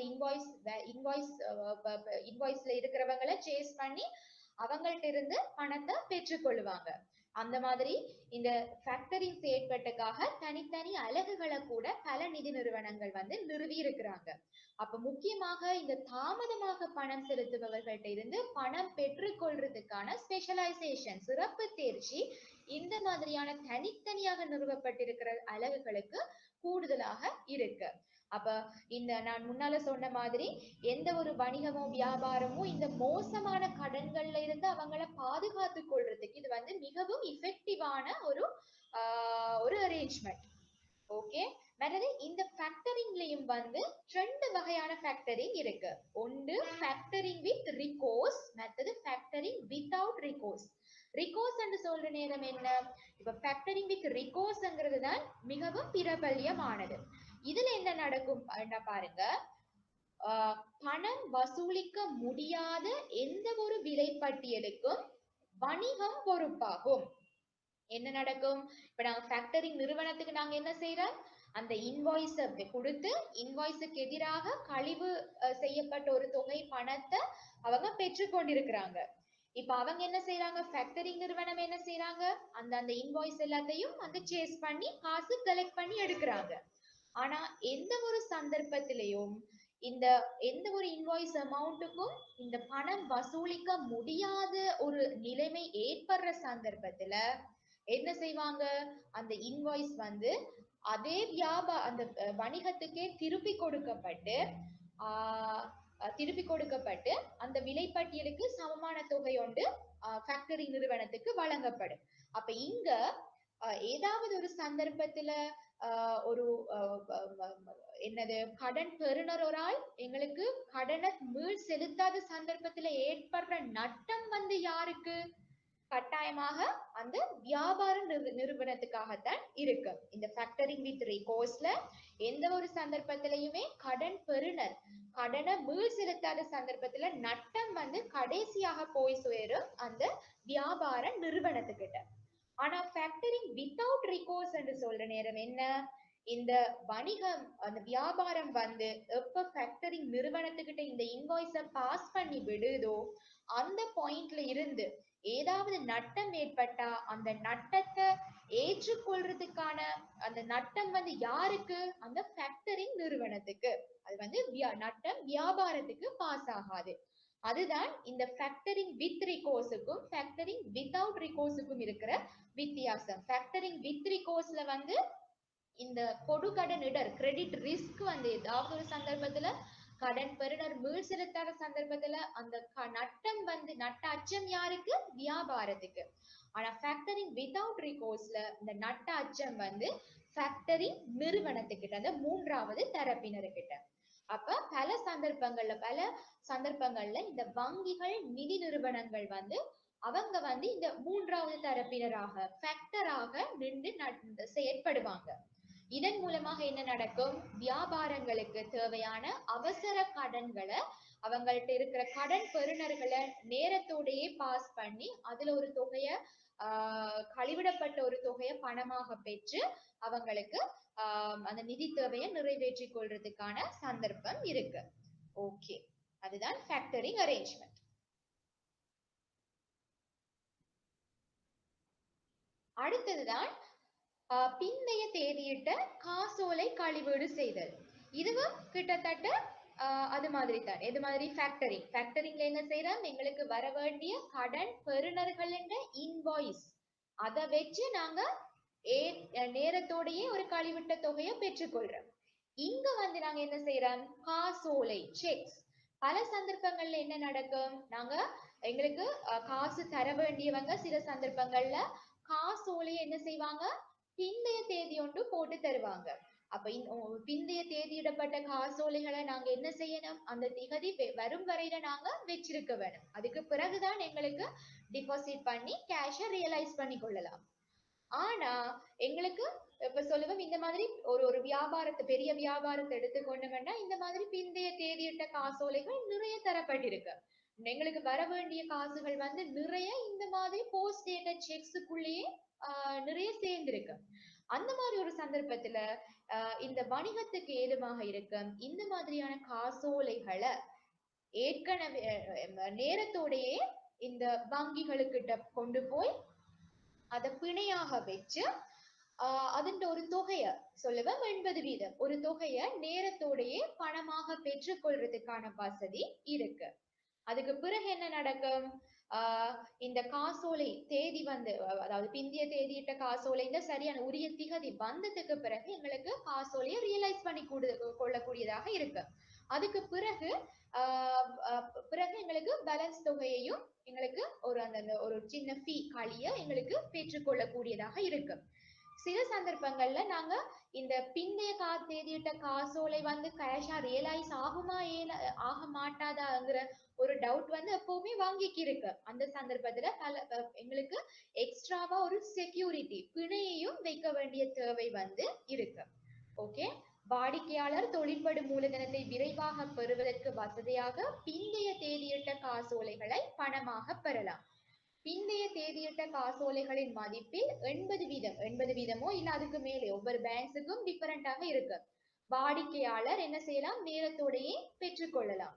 அல்லது சில சந்தர்ப்பங்கள் எங்களுக்கு பிணையாக வேற ஏதாவது சொத்து எங்களுக்கு வெச்சம் என்று சொன்னா இந்த பிந்தைய தேதியிட்ட காசோலைன்னு மொத்தமாக 100% அதுல மென்ஷன் பண்ணப்பட்டிருக்கிற தொகையையும் கூட எங்களுக்கு நேரத்தோடையே பெற்றுக்கொள்ளக்கூடியதாக இருக்கு. அடுத்து இன்னொரு வகையான கடன் பொருள் தான் கால கடன்கள். நாங்க ரெண்டாவதாக பார்த்தோம் என்ன? குறுகிய கால கடன்கள் பார்த்தோம். Short term money market loans, குறுகிய கால பண சந்தை கடன்கள். இதுல டேர்ம் லோன்ஸ் கால கடன்கள் என்று சொல்றது குறுகிய காலம் இல்லாம நீண்ட காலம், அதாவது ஒரு வருஷத்துக்கு மேல. இது வந்து பொதுவாக 5 வருடம் இல்லாட்டி அந்த மாதிரியான ஒரு 1 to 5 இயர்ஸுக்கு தான் இந்த டேர்ம் லோன்ஸ் வழங்கப்படும். இந்த டேர்ம் லோன்ஸ் என்ன? காலக்கடன்கள் பொதுவான தேவைகளுக்காக பயன்படுத்தப்படுகின்றன. ஏதாவது வணிக நடவடிக்கைகள், சொத்துக்கள் அல்லது வேறு ஏதேனும் நிதி தேவைகளுக்கு நிதி அளிக்கும் நோக்கம் கொண்டதாக இருக்கு. இது வந்து மீடியம் டு லாங் டேர்முக்கான ஏதாவது நிதி தேவைகளை நிறைவு செய்யறதுக்காக வழங்கப்படுற கடன்கள், பொதுவான கடன்கள். இது வந்து என்ன? மாசம் இன்ஸ்டால்மெண்டாக கட்ட வேண்டிய கடன்கள். அதாவது குறுகிய கால கடன்கள் நான் உங்களுக்கு சொன்னேன்னா அது பொதுவாக ரிவால்விங் பேசிஸ்ல இருக்கு. மற்றது அநேகமான சந்தர்ப்பங்கள்ல இந்த கேபிட்டலையும் இன்ட்ரெஸ்டையும் அசலையையும் வட்டியையும் ஒரே தடவையாக அவங்களுக்கு கொடுத்து தீர்க்கக்கூடியதாக இருக்கு. மற்றது இது குறுகிய காலம் என்று சொன்னேன். அப்ப அதோட ஒப்பிடுற நேரம் இந்த கால கடன்கள் வந்து 1 to 5 இயர்ஸுக்கான கடன்களாக இருக்கு. மற்றது இது வந்து தவணையாக மீள் செலுத்த வேண்டிய கடன்களாக இருக்கு. ஓகே, அதுதான் நான் இங்க 3வது பாயிண்ட்ல போட்டிருக்கிறேன். குறுகிய கால தொழிற்படு மூலதன தேவைகளுக்கு நிதி அளிப்பதற்கான மேலதிக பெற்று வசதிகள் மற்றும் குறுகிய கால கடன்களுக்கு மாறாக இவை நீண்ட கால கடன் தேவைகளுக்காக கட்டமைக்கப்பட்டுள்ளன. ஓகே, இது அடுத்தது கடன் காலங்கள், பிரிட்ஜிங் லோன்ஸ். கடன் காலம்ங்கிறது மிக சரியான டிரான்ஸ்லேஷன் எனக்கு தெரியல. ஆனா பிரிட்ஜிங் லோன்ஸ் என்று சில வங்கிகள்ல ஒரு வகையான கடன் பொருட்கள் இருக்கு. பிரிட்ஜிங் லோன்ஸ் என்று சொல்ற நேரம் இதுவும் வந்து குறுகிய காலத்துக்கான ஒரு கடன். அதாவது சொல்லுவேன், ஏதோ ஒரு தேவைக்காக வணிகம் வந்து ஒரு வங்கி கிட்டயோ இல்ல நிதி நிறுவனத்துக்கிட்டயோ ஒரு கடனை கேட்டு போயிருக்குன்னு சொல்லுவேன் ஒரு காலக்கடன் ஒரு டேர்ம் லோன்ஸ் மேபி சொல்லுவேன் 5 வருஷத்துக்கான டேர்ம் லோன் ஒன்று ரிக்வெஸ்ட் பண்ணி இருக்கு. உங்களுக்கு தெரியும் நம்ம கடன் கேட்டு போறோம்னு சொன்னா அந்த அந்த கடன் நாங்க அதுக்கு இப்ப நம்ம அடுத்த பிரசன்டேஷன்ல அது நான் அடுத்த கிழமைய பிரசன்டேஷன்ல இருந்து நாங்க இந்த கிரெடிட் ப்ரோசஸ்க்குள்ள வர போறோம். அப்ப கிரெடிட் ப்ரோசஸ்க்குள்ள நாம என்டர் ஆனோம்னு சொன்னா நமக்கு விளங்கும் ஒரு கடன் கேட்டு வர ஒரு நபருக்கு கடைசியாக கடனை ஒப்புதல் அளிச்சு அவருக்கு கடனை தூக்கி கொடுக்கும் வரையில நிறைய ப்ரோசஸஸ் இருக்கு. அப்ப அந்த ப்ரோசஸ் எல்லாத்தையுமே சரியாக முடிச்சு கடைசியில கடன் ஒப்புதல் அளிக்கப்பட்டு தான் கடன் வழங்கப்படும். அதுக்கு பிறகு பல சந்தர்ப்பங்கள்ல அதுக்கு எதிராக பிணையங்கள் எடுக்கப்பட்டு தனியாக அந்த பிணையங்களையும் சேர்த்து வச்சு எங்களுக்கு நிறைய ஒப்பந்தங்கள் செய்ய வேண்டியதாக இருக்கு. அப்ப நம்ம ஒரு கடன் பெறுநர் வந்து கடன் கேட்டு போற காலத்துக்கு அவருக்கு ஒப்புதல் அளிக்கப்பட்டு கடன் வழங்கப்படுற காலத்துக்கும் இடையில ஒரு கேப் இருக்கு. இப்ப சொல்லுவோம் ஒரு வியாபாரத்துக்கு ஏதோ ஒரு தேவைக்காக மிக அவசரமாக பணம் தேவைப்படுது. அவர் வந்து ஒரு சொல்லுவோம் 5 வருஷத்துக்கான தவணை கடன் ஒன்றுக்கு அப்ளை பண்ணி இருக்கிறாரு. அப்ப அவர் அப்ளை பண்ணி லோன் சாங்ஷன் ஆகும் வரையில இருக்கிற காலத்திலையும் கூட அவருக்கு அந்த நிதி தேவை வந்து மிகவும் அவசரமானதுங்கிற சந்தர்ப்பத்துல என்ன நடக்கும்? இந்த வங்கிகள் வந்து ஒரு ஒரு ஒரு வகையான கடன் பொருட்கள் வச்சிருக்கிறாங்க, பிரிட்ஜிங் லோன்ஸ். அதாவது எந்த ஒரு கடன் ஸ்லைட்ல தந்திருக்கிறத பாருங்க, எந்த ஒரு கடன் வசதிக்கும் சரியான பாதுகாப்பு ஆவணப்படுத்தல் நிறைவடையும் வரை தற்காலிக வசதிகள் தேவைப்படும். அப்ப இது வந்து தற்காலிகமான ஒரு கடன் வசதியாக இந்த பிரிட்ஜிங் லோன்ஸ் வழங்கப்படும். அப்ப இந்த கடன் வசதிகள் பொதுவாக அசையும் மற்றும் அசையா சொத்துக்களை பிணையாக பெறுவதில் நிலுவையில் உள்ள நிலையில வந்து டெம்பரரியா வழங்கப்படுற ஒரு வகையான கடன் பொருள் தான் இந்த பிரிட்ஜிங் லோன்ஸ். ஓகே, நாங்க போன கிளாஸ்லயும் வந்து இந்த குத்தகை நிதி குத்தகைங்கிறத பார்த்துனாங்க. நிதி குத்தகை, செயற்பாட்டு குத்தகை அல்லது வாடகை கொள்வனவு, இந்த மூன்றுக்கும் இடையில இருக்கிற வித்தியாசங்களை பார்த்தோம். ஸோ நாங்க அதை அகைன் டிஸ்கஸ் பண்ணல. இந்த ஸ்லைட்ல என்ன மென்ஷன் பண்ணிருக்கேன்னு பார்ப்போம். இப்ப வந்து நாங்க போன கிளாஸ்ல நாங்க ஏன் இந்த குத்தகைகளை பார்த்தோம்னாங்க வெஹிக்கல் லோன்ஸ் வாகன கடன்களோட சம்பந்தப்படுத்தி பார்த்தோம். பொதுவாக தனி நபர்கள் கூட வாகன கடன்கள் வாங்குறோம் என்று சொன்னா அது பொதுவாக நிதி குத்தகையில வழங்கப்படும் என்று நாம பார்த்தோம். இந்த மாதிரியான குத்தகை வசதிகள் வந்து வியாபாரங்களுக்கு தேவைப்படும். அந்த அந்த அந்த அடிப்படையில தான் இன்றைய பிரசன்டேஷன்லயும் இந்த குத்தகைங்கிற கடன் பொருளை நான் வந்து சேர்த்திருக்கிறேன். வங்கிகள் மற்றும் பிற கடன் வழங்குனர்களின் மத்தியில் நிதி குத்தகை பிரபல்யமானவை. இப்ப வியாபாரத்தை பொறுத்தவரையில இயந்திரங்கள், அலுவலக உபகரணங்கள், அந்த வியாபாரங்களுக்கான மோட்டார் வாகனங்கள் வாங்குற சந்தர்ப்பங்கள்ல இந்த குத்தகை வசதிகள் வந்து பெறப்படும். வணிகங்களுக்கு முன்பணமாக முழுமையாக செலுத்த போதுமான பணம் இல்லாத போது குத்தகை ஏற்பாடு உதவியாக இருக்கு. ஆயினும் கடன் வாங்குபவர் உடனடியாக சொத்துக்களை பயன்படுத்துவதற்கான உரிமையை பெற முடியும். என சொத்துக்கள் அதாவது முழு பணத்தையும் செலுத்தி எங்களுக்கு சொத்தை வாங்க இயலாத சந்தர்ப்பத்துல நாங்க இந்த ஃபைனான்ஸ் லீஸ் ஃபெசிலிட்டி ஒன்றை போடுவோம். அந்த சந்தர்ப்பத்துல எங்களுக்கு அந்த சொத்தை பாவிக்கிறதுக்கான உரிமை வந்து ஆரம்பத்திலேயே எங்களுக்கு வந்து சேர்ந்துடும், அந்த வியாபாரத்துக்கு வந்து சேர்ந்துடும். அதுதான் இந்த குத்தகையில் இருக்கிற நன்மை. குத்தகை தவணைகளில் மூலதனத்தின் ஒரு பகுதியை உள்ளடக்கியது மற்றும் வட்டியின் அளவு. குத்தகை தவணை என்று சொல்ற நேரம் என்ன? லீஸ் ரெண்டல் என்று சொல்ற நேரம் அந்த அந்த அந்த ரெண்டலுக்குள்ள வந்து 2 போர்ஷன் இருக்கு. ஒன்று அந்த சொத்தின் தவணை பெறுமதி மூலதன பெறுமதி, மற்றது ஒரு இன்ட்ரெஸ்ட், கேபிட்டல் பிளஸ் இன்ட்ரெஸ்ட், ரெண்டையும் சேர்த்து தான் லீஸ் ரெண்டல் ஒன்றை நாங்க அக்ரி ஆகும். ஓகே, என்ன சொன்ன வந்து முழு தொகையை இந்த மாதிரி தவணையாக செலுத்தி முழு தொகையை தீர்த்து கொண்டதன் பின்னர் நிதி குத்தகை காலத்தின் முடிவில் சொத்தின் உரிமையை முழுமையாக பெறதுக்கான ஆப்ஷன் இருக்கு. ஃபைனான்ஸ் லீஸ்ல ஆப்ஷன் இருக்கு. நான் உங்களுக்கு சொன்னேன்னா ஆப்பரேட்டிங் லீஸ் வந்து எந்த ஒரு சந்தர்ப்பத்திலையுமே வந்து அந்த அந்த சொத்தை பாவிச்சுட்டு போறவருக்கு கடைசியில உரிமை போய் சேராது. அதாவது அந்த ஆபரேட்டிங் லீஸ் பீரியட்ல அவர் பாவிப்பாரு. ஆனா அந்த முடிஞ்சதுக்கு பிறகு லீஸ் பீரியட் முடிஞ்சதுக்கு பிறகு அதை பாவிச்சவருக்கு உரிமை ஒரு நாளும் போய் சேராது. ஃபைனான்ஸ் லீசிங்ல அந்த ஆப்ஷன் இருக்கு. எங்களுக்கு தேவையான சந்தர்ப்பங்கள்ல அந்த அந்த அந்த சொத்தினுடைய உரிமையை நாங்க முழுசாக சொத்துரிமையை நாங்க முழுசாக பெற்றுக்கொள்ளலாம், தேவையில்லாத சந்தர்ப்பங்கள்ல விட்டுடலாம். ஆனா ஹையர் பர்ச்சேஸ் வாடகை கொள்வனவுல வந்து கட்டாயமாகவே அந்த காலத்துல பாவிக்கிற அந்த நபருக்கு கட்டாயமாகவே அது போய் சேரும். இப்ப லீஸ பொறுத்த வரையில ரெண்டு தரப்பினர்கள் இருக்கிறாங்க, லெசா லெசி ரெண்டு தரப்பினர்கள் இருக்கிறாங்க. லெசான்னு சொல்றது யாரு? குத்தகைக்கு விடுறவங்களை தான் நாங்க சொல்றது லெசோ. அப்ப இது வந்து இந்த வங்கி ஒன்று இந்த குத்தகை வசதிகளை வழங்குற சந்தர்ப்பங்கள்ல வங்கி வந்து லெசோ. லெசி என்று சொல்றவரு கடன் வாங்குபவரு, கடன் வாங்குற என்று சொல்ற நேரத்துல தவணை தவணையாக மீள் செலுத்துறவரை தான் நாங்க லெசி என்று சொல்லுவோம்.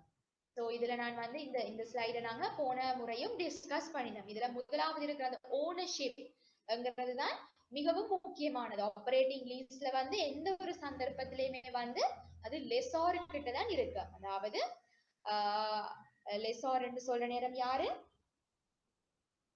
அந்த அந்த சொத்தை பாவிக்கிறவருக்கு எந்த ஒரு சந்தர்ப்பத்திலையும் சொத்துரிமை கடைசியில போய் சேராது.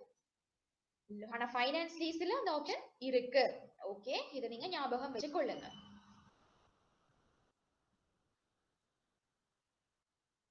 ஓகே, இப்ப அடுத்ததாக நாங்க வார சிண்டிகேட் லோன்ஸ். இதை நாங்க கூட்டமைப்பு கடன் வசதி இல்லாட்டி கடன் ஒருங்கு சேரமைப்பு. நீங்க நான் உங்களுக்கு முதலாவது கிளாஸ்ல சொல்லி இருக்கிறேன்.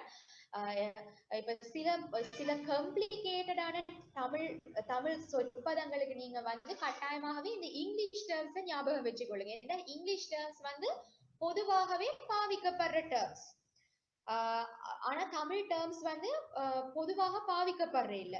இப்ப நான் வந்து ரெண்டு பாஸ் பேப்பர்ஸ்ல இந்த சிண்டிகேட் லோன்ஸ்ங்கிறத ரெண்டு வகையான தமிழ் சொற்பதங்களால ரிஃபர் பண்ணப்பட்டிருக்கிறத கண்டிருக்கிறேன். ஒரு பாஸ் பேப்பர்ல இந்த சிண்டிகேட்டட் லோனுங்கிறத கூட்டமைப்பு கடன் வசதி என்று போட்டிருந்தாங்க.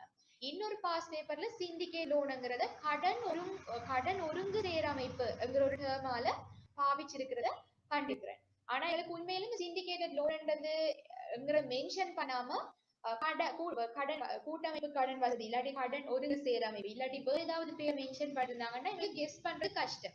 இந்த மாதிரி காம்ப்ளிகேட்டடான டேர்ம்ஸ்க்கு எப்பவுமே விதின் பிராக்கெட்ஸ் அவங்க வந்து கட்டாயமாகவே கொஸ்டின்லயே இந்த இங்கிலீஷ் டேர்ம்ஸையும் கட்டாயம் போட்டிருப்பாங்க. அதனாலதான் நான் வந்து நீங்க பாத்துருக்கீங்க ஒவ்வொரு ஸ்லைட்லயுமே வந்து நான் தமிழ் பதத்தை போடுறதுக்கு முந்தி இங்கிலீஷ் பதத்தை போட்டிருக்கிறேன். அப்ப நீங்க கட்டாயம் இந்த இங்கிலீஷ் பதத்தை கூட தமிழ் டேர்ம் ஞாபகம் இல்லாட்டிலும் கூட இந்த இங்கிலீஷ் டேர்ம்ஸ் நீங்க கட்டாயம் ஞாபகம் வச்சிருக்க வேண்டியது அவசியம். ஓகே, இப்ப இந்த சிண்டிகேட் லோன்ஸ் இந்த கூட்டமைப்பு கடன் வசதி இல்லாட்டி கடன் ஒருங்கு சேரமைப்பு என்று சொல்ற நேரம் என்ன வகையான கடன் வசதி? இது வந்து இப்ப நீங்க இங்க தரப்பட்டிருக்க இந்த டயக்ராம் கீழே போட்டிருக்கிற அந்த சின்ன படத்தை நீங்க பாத்தீங்கன்னு சொன்னா என்ன, இந்த பரோபர் இங்க கடன் கேட்டு வார நபர் வந்து ஒரு பெரிய நபர் ஒரு பெரிய தொகை கடனை இந்த கடன் கேட்டு வாரவர் வந்து கேட்டு வாராரு. ஓகே, இப்ப சொல்லுவோம் ஒரு பெரிய ஹோட்டல் இல்லாட்டி ஏதாவது ஒரு பெரிய ஒரு பிளாட்ஸ் ஏதாவது ஒன்று அப்படி கன்ஸ்ட்ரக்ட் பண்றதுக்குன்னு சொல்லுவோமே. அப்ப அதுக்கு ஒரு பெரிய தொகையான அமௌண்ட் தேவைப்படும். அப்ப அந்த மாதிரியான ஒரு நபர் வந்து ஒரு வங்கி கிட்ட வந்து இந்த ஒரு கடன் தாங்க என்று கேட்கிற நேரம் வந்து அது வந்து பெரிய தொகையாக இருக்கு. அந்த சந்தர்ப்பத்துல அந்த கடன் கேட்டு அவர் எந்த வங்கி கிட்ட கடன் கேட்டு வந்தாரோ அந்த வங்கிக்கு தனியாக அந்த கடன் கேட்டு வந்த நபரோட கேட்ட மொத்த தொகையையும் தனியாக கடனாக வழங்குறதுல அவருக்கு பெரிய ஒரு இடர் இருக்கு. இப்ப கேட்டு வர தொகை பெரிது என்று சொல்ற நேரம் அந்த கடன் தொகையை முழுதாக அந்த வங்கி மட்டுமே கடனாக வழங்குற சந்தர்ப்பத்தில் என்ன நடக்கும்? நம்ம உங்களுக்கு ஞாபகம் இருக்கு, கடன் பிரின்சிபல்ஸ்ல நாங்க படிச்சிருக்கிறோம். எந்த ஒரு கடன் பெறுநருக்கும் நாங்க எவ்வளவு கடன் கொடுக்கிறோம் என்கிற நேரம் அந்த கான்சென்ட்ரேஷன் எவ்வளவு போகுது என்கிறதுல நாங்க கவனமாக இருக்க வேணும். ஒரே கடன் பெறுநருக்கோ இல்ல ஒரே கடன் பெறும் குழுமத்துக்கோ நாங்க வந்து கூடின தொகையை ஒருமிக்க கொடுக்க கூடாது. அது வந்து கான்சென்ட்ரேஷன் ரிஸ்க் கூட்டும்ங்கிறத நாங்க கிரெடிட் பிரின்சிபல்ஸ்ல நாங்க முதலாவது கிளாஸ்லயே படிச்சிருக்கிறோம். அப்ப இந்த மாதிரி ஒரு பெரிய கடன் பெறுநர் பெரிய கடன் தொகையை கேட்டு வர நேரத்துல வங்கி வந்து என்ன செய்யும் என்று சொன்னா, அந்த வங்கி வந்து முதல் என்ன சொல்றது, அவங்கள சிண்டிகேட் ஏஜென்ட் இல்லாட்டி அந்த கடன் வசதியை அரேஞ்ச் பண்ணி கொடுக்கிற ஒரு முதன்மை நபராக நின்று அவங்க மத்த வங்கிகளை அந்த வங்கியை அப்ரோச் பண்ண அவங்க சொல்லுவாங்க, இந்த மாதிரி ஒரு ஒரு கடன் நிதி நாணய தன்மை மிகுந்த ஒரு பெரிய கடன் பெறுநர் வந்து கடன் தொகை பெரிய கடன் தொகையோட கேட்டு வந்திருக்கிறாரு. இந்த கடன் தொகைய நாம 2-3 பேங்க் சேர்ந்து இந்த கடன் தொகையை நாங்க அரேஞ்ச் பண்ணி கொடுப்போம் என்கிற மாதிரியான ஒரு அரேஞ்ச்மெண்ட் இருக்கு. அதுதான் சிண்டிகேட்டட் லோன்ஸ் சொல்லுவேன். அப்ப கோலெண்டர்ஸ் பாருங்க, இந்த வரைபடத்துல போடுறது கோலெண்டர்ஸ். இந்த பெரோவர் வந்து முக்கியமாக கடன் கேட்டு வந்திருப்பாரு இந்த நடுவுல நிக்கிற வங்கி கிட்ட. அப்ப இந்த வங்கி என்ன செய்வாரு, மற்ற சில வங்கிகளுக்கிட்ட அப்ரோச் பண்ணி இவங்க கூட்டாக சேர்ந்து அந்த கடன் பெறுநருக்கு கடன் தொகைய வழங்குவாங்க. இதன் மூலமாக என்ன நடக்கும், இந்த கான்சென்ட்ரேஷன் ரிஸ்க், ஒரே நபருக்கு ஒரு பெரிய தொகையை கடனாக வழங்குறதுல ஏற்படக்கூடிய கான்சென்ட்ரேஷன் ரிஸ்க் வந்து அவங்களுக்கு குறைக்கக்கூடியதாக இருக்கு. அதுதான் இந்த சிண்டிகேட்டட் லோன்ஸ் என்ற கூட்டமைப்பு கடன் வசதிகள் என்ற முக்கியமான நோக்கம். இப்ப இதுல கடன் வழங்குனர்கள் பலர் ஈடுபடும் செயல்முறையாகும். கடன் பெறுநர் ஒருவருக்கு பாரிய தொகை தேவைப்படும் போது அல்லது கடன் வாங்குபவரின் எதிர்பார்க்கப்படும் இடர் அளவு எல்லைக்கு வெளியே இருக்கும் போது, அது ஏற்கனவே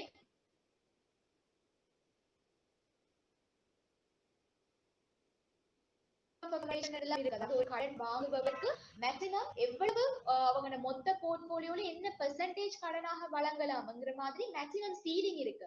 அப்ப நாங்க இந்த கடனை கொடுத்து அந்த சீலிங்கையும் விட கூடுதலாக கான்சென்ட்ரேஷன் இருக்குங்கிற மாதிரியான ஒரு சந்தர்ப்பத்துல இந்த லோன் சிண்டிகேஷன் வந்து பெரும்பாலும் நிகழ்கின்றது. இவ்வாறு பல கடன் வழங்குனர்கள்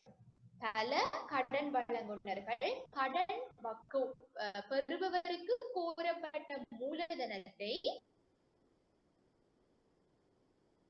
இதைத்தான் நாங்க இந்த கடன் ஒருங்கு சேரமைப்பு இல்லாட்டி கூட்டமைப்பு கடன் வசதி சிண்டிகேட்டட் லோன் என்று நாங்க சொல்லுவோம். ஓகே, சோ உங்களுக்கு இதுல ஞாபகம் வச்சிருக்க வேண்டியது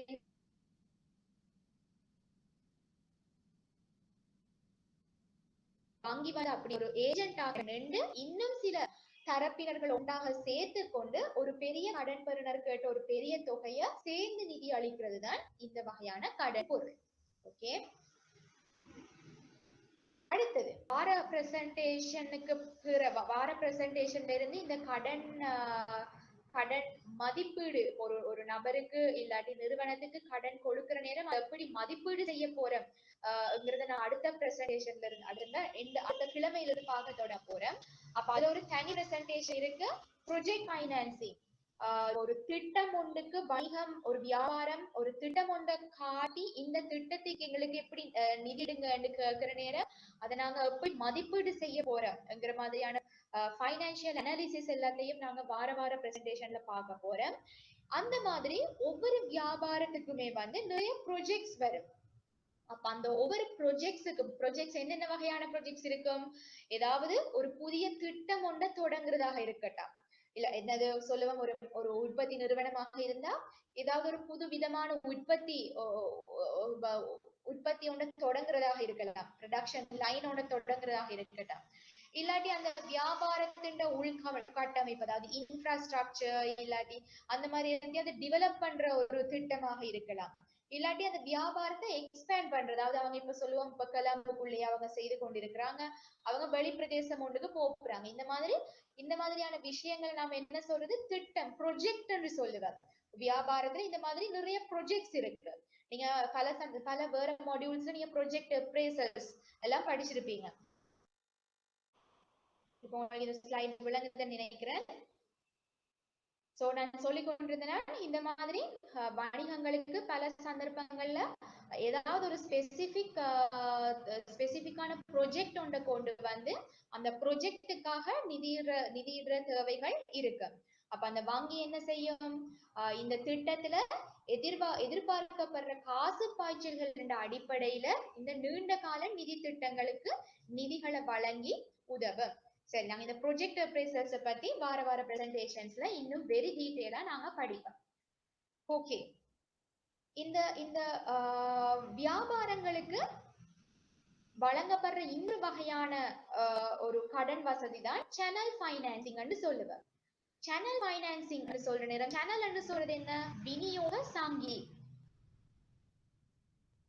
விநியோக சாங்கிலி என்று சொல்ற நேரம் இப்ப நீங்க இந்த டயக்ராம பாத்தீங்கன்னு சொன்னா, இப்ப ஒரு ஒரு ஒரு சொல்லுவோம், ஒரு ஃபேக்டரி எடுத்துக்கொள்வோம்.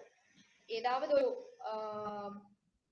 உற்பத்தி செய்யற ஒரு ஃபேக்டரி எடுத்துக்கொண்டோம்னு சொன்னா, அந்த ஃபேக்டரி என்ன செய்வாங்க, அந்த ஃபேக்டரி வந்து மூலப்பொருட்களை பெற்றுக்கொள்வாங்க இன்னும் ஒரு நபருக்கிட்ட. அப்ப மூலப்பொருள் இருக்கு, அந்த மூலப்பொருளை உற்பத்தி செய்யறதுக்கு தேவையான மூலப்பொருட்களை அவங்க என்ன செய்வாங்க, இன்னொரு நிறுவனத்துக்கிட்ட இருந்து பெற்றுக்கொள்வாங்க. அப்ப எங்களுக்கு தெரியும் வந்து எந்த ஒரு நிறுவனமுமே தனியாக செயற்படாது. எந்த ஒரு நிறுவனத்துக்குமே மூலப்பொருள் இன்னும் ஒரு நிறுவனத்துக்கிட்ட இருந்து பெற்றுக்கொள்ளப்படும். அதுக்கு பிறகு இந்த முடிவு பொருள் வந்து இன்னும் ஒரு நிறுவனத்தின் மூலப்பொருளாக இருக்கு. இதைத்தான் நாங்க சொல்லுவோம் என்ன, விநியோக சங்கிலி என்று சொல்லுவோம். மூலப்பொருள் இன்னொரு நிறுவனத்தின் முடிவு பொருள், சரி, ஒரு நிறுவனத்தின் முடிவு பொருள் இன்னொரு நிறுவனத்தின் மூலப்பொருள், இந்த நிறுவனத்தின் முடிவு பொருள் இன்னொரு நிறுவனத்தின் மூலப்பொருள்.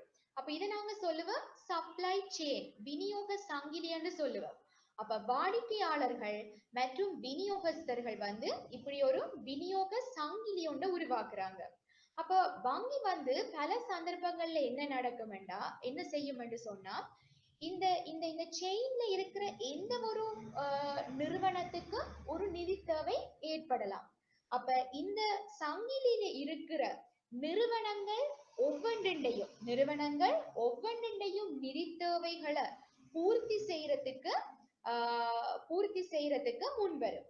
அதாவது அந்த விநியோக சங்கிலியில இருக்கிற இந்த சிலெக்டடா இருக்கிற இந்த எல்லா நிறுவனங்களிடையும் நிதி தேவைகளை ஒரு வங்கி இல்லாட்டி ஏதாவது ஒரு நிதி நிறுவனம் வந்து பார்த்து கொள்றது, தீர்க்கிறது தான் இந்த விநியோக சங்கிலி நிதியிடல் என்று சொல்றது. அதாவது அந்த விநியோக சங்கிலியில் இருக்கிற எல்லா நிறுவனங்களிடையும் நிதி தேவைகளை ஒரே வங்கியே பூர்த்தி செய்யறது தான் நாங்க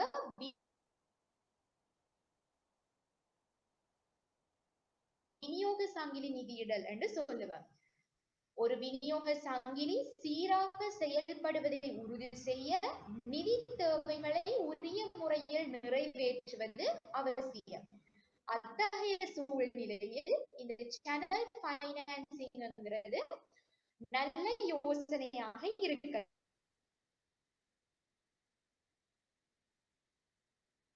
அதாவது இந்த விநியோக சங்கிலியில ஏதாவது ஒரு பாயிண்ட்ல ஒரு நிதி நிறுவனம் வந்து ஸ்டக் ஆகிற சந்தர்ப்பத்தில் என்ன நடக்கும், மற்ற நிறுவனங்களோட செயற்பாடுகளும் வந்து சரியாக செயல்படாது.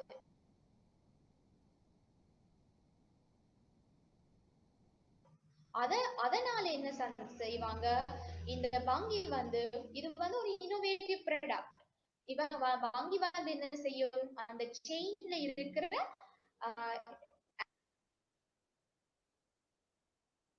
கடன் வசதிகளை வந்து வழங்குறதுக்கு முற்படும். அதுதான் சேனல் ஃபைனான்சிங் நாங்க சொல்றது. ஓகே, இப்ப நாங்க காலையில இருந்து நிறைய வகையான கடன் பொருட்களை டிஸ்கஸ் பண்ணி கொண்டு வரோம். நான் வந்து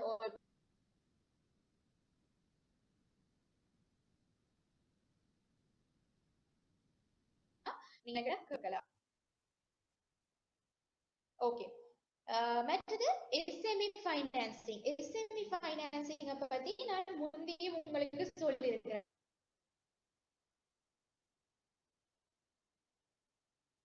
SME என்று சொன்னா என்ன? சிறிய மற்றும் நடுத்தர மட்ட வியாபாரங்களுக்கு தேவையான நிதி. Sorry for the distraction. Connection issue இருக்கு இன்னைக்கு.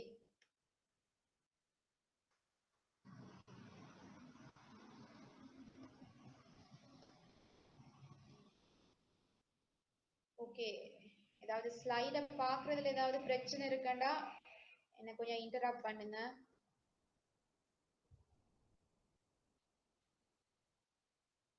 ஓகே, நான் இப்போ உங்களுக்கு சொல்லி கொண்டிருந்தேன் இந்த சிறு வியாபாரங்களுக்கு நிதிடுறதை பத்தி. நான் உங்களுக்கு சொல்லி கொண்டிருந்தேன் இப்ப இந்த மாதிரியான சிறிய வியாபாரங்களுக்கு, அதாவது சுற்றுலா துறையினதாக இருக்கட்டும், இல்லாட்டி வேற வேற சிறிய வியாபாரங்களுக்கு பல சந்தர்ப்பங்கள்ல நிதி தேவைப்படும். அவங்களுக்கு மூலதன தேவைகள் இருக்கும், மற்றது தொழிற்படு மூலதன தேவைகள் இருக்கும். இந்த மாதிரியான இப்ப நான் உதாரணங்கள் தந்திருக்கிறேன். SME சொல்ற நேரம் அவங்க விவசாயத்துல, ஆடை, உணவு மற்றும் பானங்கள், ஹோட்டல், சுற்றுலா, உள்கட்டமைப்பு, உற்பத்தி, இந்த மாதிரி நிறைய துறைகள்ல இருப்பாங்க. ஆனா எப்படியோ இந்த மாதிரி சிறிய வியாபாரங்களுக்கு நிதியுற தேவைகளுக்கான விசேடமான கடன் பொருட்கள் வந்து இந்த வங்கிகளுக்கிட்டையும் நிதி நிறுவனங்களுக்கிட்டையும் இருக்கு. ஓகே ஓகே, சோ இதோட நாங்க வந்து நம்ம இந்த ஃபர்ஸ்ட்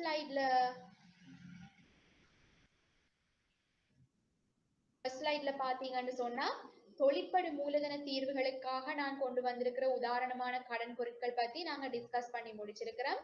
மற்றது நீண்ட கால கடன் வசதிகளுக்கு தேவையான நிதி வசதிகளை வழங்குறதுக்கான கடன் பொருட்களை பத்தியும் டிஸ்கஸ் பண்ணி முடிச்சிருக்கிறோம். இப்ப அடுத்தது நாங்க வரப்போறது இன்னும் 6 வகையான கடன் பொருட்கள் இருக்கு. இது வந்து சர்வதேச வியாபார நிதியிடல், அதாவது ஏற்றுமதி இறக்குமதியில ஈடுபடுற வியாபாரங்களுக்கு நிதி தேவைப்படுற சந்தர்ப்பங்கள்ல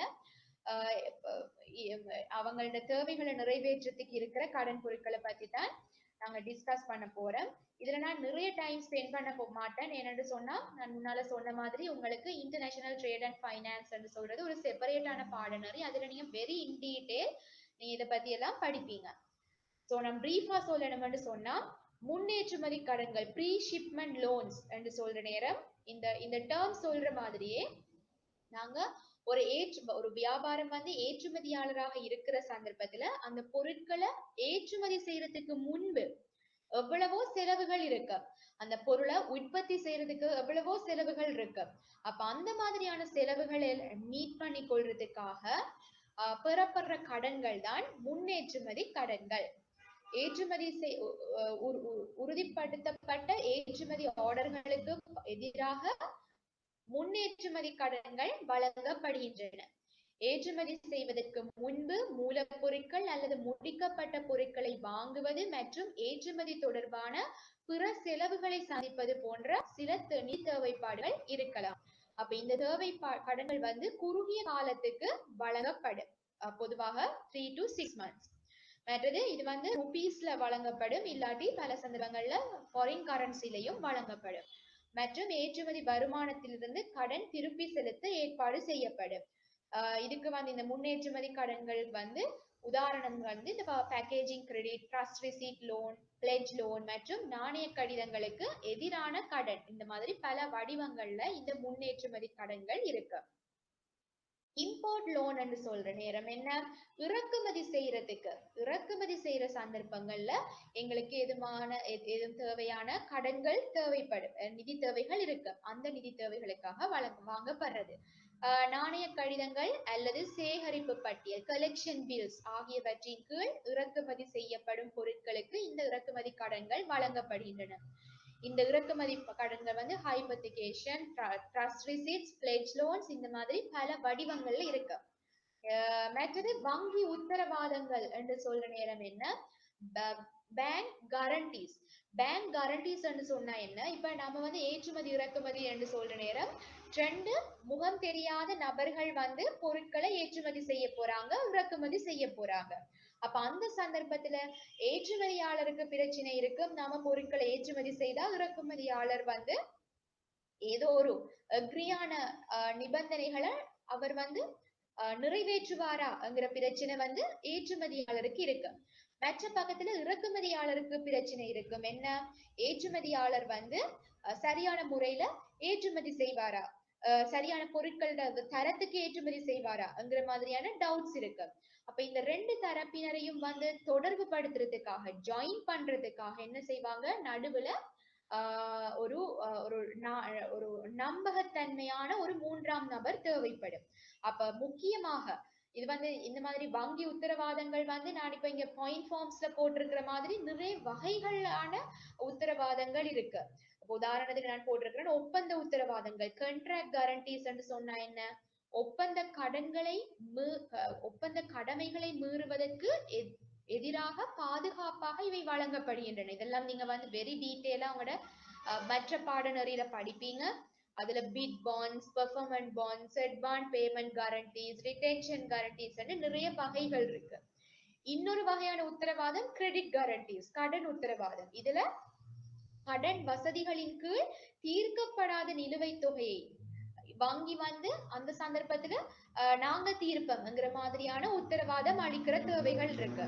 இப்ப அதுக்கு உதாரணங்களாக பர்ச்சேஸ் கேரண்டி, ஓவர் டிராஃப்டா loan guarantee, cheque of payment guarantee என்று நிறைய வகைகள் இருக்கு. இன்னும் ஒரு வகையான உத்தரவாதம் சுங்க உத்தரவாதம். அதுல என்ன நடக்கும், இறக்குமதி செய்யப்படும் பொருட்களுக்கு செலுத்த வேண்டிய இறக்குமதி வரியை சுங்கத்துக்கு செலுத்த சாதகமாக வழங்கப்படுகிறது. இப்ப கஸ்டம்ஸ் டியூட்டி வந்து பே பண்ணப்படாத சந்தர்ப்பத்துல நாங்க பே பண்ணுவோம்ங்கிற மாதிரி ஒரு கேரண்டியை பேங்க் தாரது. அதுக்கு நிறைய உதாரணங்கள் இருக்கு. Duty guarantees, bonded warehouse guarantees, duty rebate guarantee, duty free guarantee, custom bonds நிறைய வகைகள் இருக்கு. மற்றது ஷிப்பிங் கேரண்டிஸ் இருக்கு, கப்பல் உத்தரவாதங்கள். இதுல என்ன, கப்பல் ஆவணங்கள் இல்லாத நிலையில் பொருட்களை இறக்குவதை உறுதிப்படுத்துவதற்காக இறக்குமதியாளர்கள் சார்பில் உள்ளூர் கப்பல் முகவர்களுக்கு இவை வழங்கப்படுகின்றன. இந்த மாதிரி நிறைய வகையான வங்கி உத்தரவாதங்கள் இருக்கு. அதுல மிக முக்கியமான ஒரு வகையான உத்தரவாதம் தான் நாணய கடிதம், லெட்டர் ஆஃப் கிரெடிட். இந்த லெட்டர் ஆஃப் கிரெடிட் சம்பந்தமாக கூட அடிக்கடி உங்கள்ட கொடுக்கடன் முகாமைத்துவம் பாஸ் பேப்பர்ஸ்ல நிறைய கொஸ்டின்ஸ் இருக்கு. நாணய கடிதம் என்று சொல்ற நேரம் என்ன, லெட்டர் ஆஃப் கிரெடிட். இதுல முக்கியமாக 3 தரப்பினர்கள் இருக்கிறாங்க. ஒன்று ஏற்றுமதியாளர், ஒன்று இறக்குமதியாளர், மற்றது வந்து ஒரு வங்கி. இப்ப இந்த இந்த இந்த பிகரை பொறுத்த வரையில 2 வங்கி இருக்கு. அதாவது ஏற்றுமதியாளர் நாட்டுல ஒரு வங்கி, இறக்குமதியாளர் நாட்டுல ஒரு வங்கி. இப்போ ஒரு சர்வதேச வங்கியாக இருக்கிற சந்தர்ப்பத்துல, அதாவது சர்வதேச வங்கி என்று சொன்னா பல நாடுகள்ல கிளைகள் வச்சு இயங்குற ஒரு வங்கியாக இருக்கிற நேரம் வந்து 2 நாட்டுல 2 வங்கி இல்லாம ஒரு வங்கியாக, ஒரு வங்கி கூட மத்தியஸ்தகராக நின்று செயற்படும். அப்ப இதுல பேசிக்காக என்ன நடக்குது, இப்ப ஏற்றுமதியாளருக்கும் இப்ப நான் வந்து இந்த நம்பரோட தான் இந்த அரோஸ் இருக்கு பாருங்க. முதல்ல இந்த ஏற்றுமதியாளருக்கும் இறக்குமதியாளருக்கும் நடுவுல இந்த ஒப்பந்த வியாபார ஒப்பந்தம் இருக்கு, சேல்ஸ் அக்ரிமெண்ட் இருக்கு. இந்த சேல்ஸ் அக்ரிமெண்ட்டுக்கு பிறகு என்ன நடக்கும், ரெண்டாவது இந்த இம்போர்ட்டர் வந்து என்ன செய்வாரு, அவருடைய நாட்டுல இருக்கிற அந்த ஒரு வங்கியை அப்ரோச் பண்ணி லெட்டர் ஆஃப் கிரெடிட் அப்ளிகேஷன் கொடுப்பாரு. இந்த மாதிரி நான் இந்த நாட்டுல இருந்து ஒரு இறக்குமதியை மேற்கொள்ள போறேன், நான் இறக்குமதி செய்ய போற பொருட்களுக்கு நான் எப்படியும் காசு கட்டுவேன்ங்கிற மாதிரியான ஒரு உத்தரவாதத்தை நீங்க ஏற்றுமதியாளருக்கு வழங்க வேணும்ங்கிற மாதிரியான ஒரு ரிக்வெஸ்ட். அதுதான் நாணய கடிதம். அது இப்ப இம்போர்ட்டருக்கு வந்து இம்போர்ட்டர் கண்ட்ரில இருக்கிற பேங்க் அவர் அப்ரோச் பண்ணி இந்த லெட்டர் ஆஃப் கிரெடிட் அப்ளிகேஷனை வழங்குவார். அப்ப இந்த வங்கி வந்து ஒரு வங்கியாக இருக்கும், இல்லாட்டி இப்ப ஏற்றுமதி செய்யற ஒரு நாட்டுல இருக்கிற இன்னும் ஒரு வங்கியாகவும் இருக்கும். அப்ப அந்த 2 வங்கியாக செயற்படுற சந்தர்ப்பத்துல நாங்க இஷ்யூவிங் பேங்க், அட்வைசிங் பேங்க் என்று 2 வங்கிகள் இருக்கு. அப்ப இந்த இஷ்யூவிங் பேங்க் என்ன செய்யும், ஏற்றுமதியாளர்ல நாட்டுல இருக்கிற அந்த அட்வைசிங் பேங்க்குக்கு வந்து ஒரு நாணய கடிதத்தை இஷ்யூ பண்ணதுக்கு பிறகு என்ன நடக்கும், அந்த அட்வைசிங் ஏற்றுமதியாளர் நாட்டுல இருக்கிற வங்கி வந்து இந்த மாதிரி நாணய கடிதம் ஒன்று கிடைக்க பெற்றிருக்குங்கிறத அவரு அறிய தருவாரு. அந்த அறிய தந்ததுக்கு பிறகு இப்ப இந்த ஏற்றுமதியாளருக்கு ஒரு நம்பிக்கை இருக்கு. எந்த ஒரு சந்தர்ப்பத்திலையும் நாம் ஏற்றுமதி செய்யற பொருளுக்கு இறக்குமதியாளர் பணம் செலுத்த தவறும் பட்சத்துல அவர்களுடைய பொறுப்பை நிறைவேற்றத்துக்கு இன்னும் ஒரு வங்கி முன் வந்திருக்குங்கிற மாதிரியான ஒரு நம்பிக்கை இருக்கு. அந்த நம்பிக்கையின் பேர்ல பொருட்கள் என்ன செய்யப்படும்? கப்பல் ஏற்றப்படும். கப்பல் ஏற்றப்படுற அந்த சந்தர்ப்பத்துல என்ன நடக்கும்? அந்த அந்த பொருட்கள் கப்பல் ஏற்றப்படுற பொருட்கள் சம்பந்தமான இந்த ஆவணங்கள் எல்லாமே வந்து அந்த ஏற்றுமதியாளர் நாட்டுல இருக்கிற அந்த அட்வைசிங் பேங்க், அதாவது நாணய கடிதத்தை அறிய தந்த அந்த வங்கி கிட்ட அந்த டாக்குமெண்ட்ஸ் வந்து பிரசன்ட் பண்ணப்படும், வழங்கப்படும். அதுக்கு பிறகு அந்த அட்வைசிங் பேங்க் என்ன செய்யும்? அந்த ஆவணங்களை வந்து இறக்குமதியாளர் நாட்டுல இருக்கிற அந்த வங்கி கிட்ட, அதாவது லெட்டர் ஆஃப் கிரெடிட் ஓபன் பண்ணி இருக்கிற அந்த அந்த வங்கிக்கு வந்து வழங்கப்படும். Presentation of documents to issuing bank. அதுக்கு பிறகு என்ன நடக்கும்? இந்த இம்போர்ட்டர் வந்து அந்த அந்த கப்பலேற்றப்பட்ட பொருட்களுக்கான பணத்தை அவரு சரியான முறையில செலுத்தி தீர்க்க வேணும். செலுத்தி தீர்த்ததுக்கு பிறகு டாக்குமெண்ட்ஸ் ரிலீஸ் ஆனதுக்கு பிறகு அவருக்கு ஏதுமாக இருக்கும். அந்த டாக்குமெண்ட்ஸை பேஸ் பண்ணி கப்பலேற்றப்பட்டு கரையேறி இருக்கிற அந்த பொருட்களை ரிலீஸ் பண்ணி எடுக்கிறதுக்கான சந்தர்ப்பம் இருக்கு. அவர் வந்து ரிலீஸ் பண்ணி எடுப்பார். அப்ப இந்த இந்த ஐடியால தான் இந்த நாணய கடிதம் லெட்டர் ஆஃப் கிரெடிட் வந்து இயங்குது. அப்ப இந்த நாணய கடிதத்துல முக்கியமான நன்மை என்ன?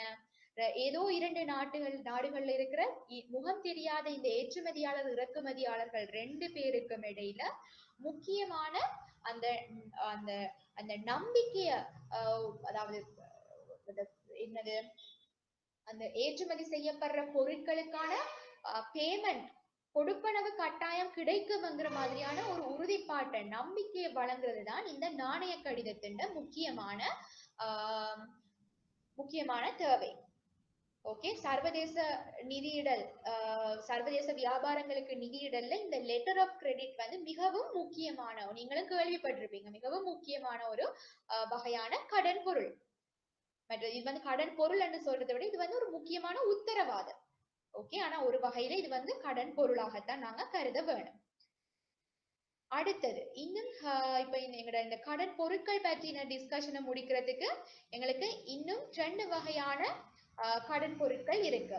ஒன்று எக்ஸ்போர்ட் பில் பர்ச்சேசிங், மற்றது எக்ஸ்போர்ட் பில் டிஸ்கவுண்டிங்.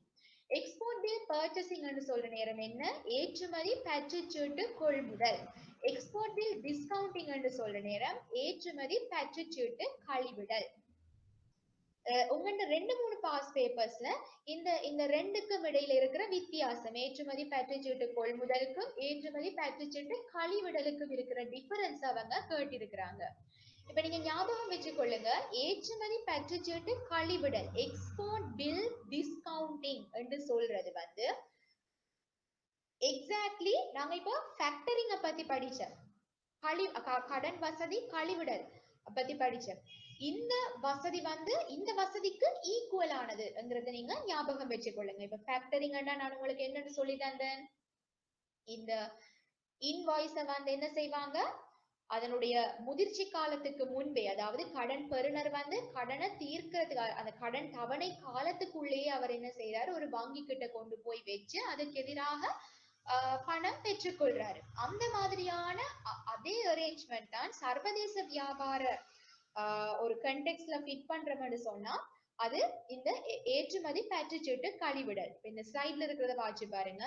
ஏற்றுமதி பற்றுச்சீட்டு தள்ளுபடி இல்லாட்டி கழிவிடல் என்பது மற்றொரு இன்னும் ஒரு வகையான குறுகிய கால நிதியுதவி. இங்க என்ன நடக்கும்? இங்கு வாடிக்கையாளர்கள் அனைத்து ஆவணங்களையும் இந்த லெட்டர் ஆஃப் கிரெடிட் வழங்கும் வங்கியிடம் இருந்து பணம் செலுத்தப்படும் உறுதிப்பாட்டையும் சமர்ப்பிக்கிறார்கள். அப்ப என்ன, அதுக்கு பிறகு என்ன நடக்குது? வங்கி வாடிக்கையாளர்களுக்கு முக மதிப்பில் தள்ளுபடி செய்து ஒரு தொகையை செலுத்தும். சரியா? இந்த ஃபேக்டரிங் அரேஞ்ச்மெண்ட் இங்க ஃபிட் ஆகுது. இது உள்நாட்டு வர்த்தகத்தில் பயன்படுத்தப்படும் ஃபேக்டரிங் ஏற்பாட்டுக்கு ஒத்தது. அப்ப இந்த செயல்முறை வந்து எப்படி செய்யப்படுது? விற்பனைக்கு எதிராக விலைப்பட்டியல் உருவாக்கப்படுது. பற்றுச்சாட்டுகளை, இது வந்து இந்த சில தமிழ் வேர்ட்ஸ் தமிழ் சொற்கள் வந்து எழுத்துக்கள் வந்து குழம்பி இருக்கிறது, ஃபேக்டரிங்கிறதுக்காகத்தான், அதை வெட்டி எழுதி கொள்ளுங்க. பற்றுச்சீட்டுகளை ஃபேக்டரிங் நிறுவனத்துக்கு வழங்குகிறது. வங்கி விலைப்பட்டியலை ஆய்வு செய்து ஒரு சதவீதத்தை வழங்குகிறது. உதாரணமாக அந்த அந்த எக்ஸ்போர்ட் பில் மதிப்புல 80% பணம் முன்கூட்டி வழங்குது. அதுக்கு பிறகு என்ன நடக்குது? கடன் வாங்குபவர் பின்னர் கட்டணத்தை வசூலிச்சு கொள்றாரு.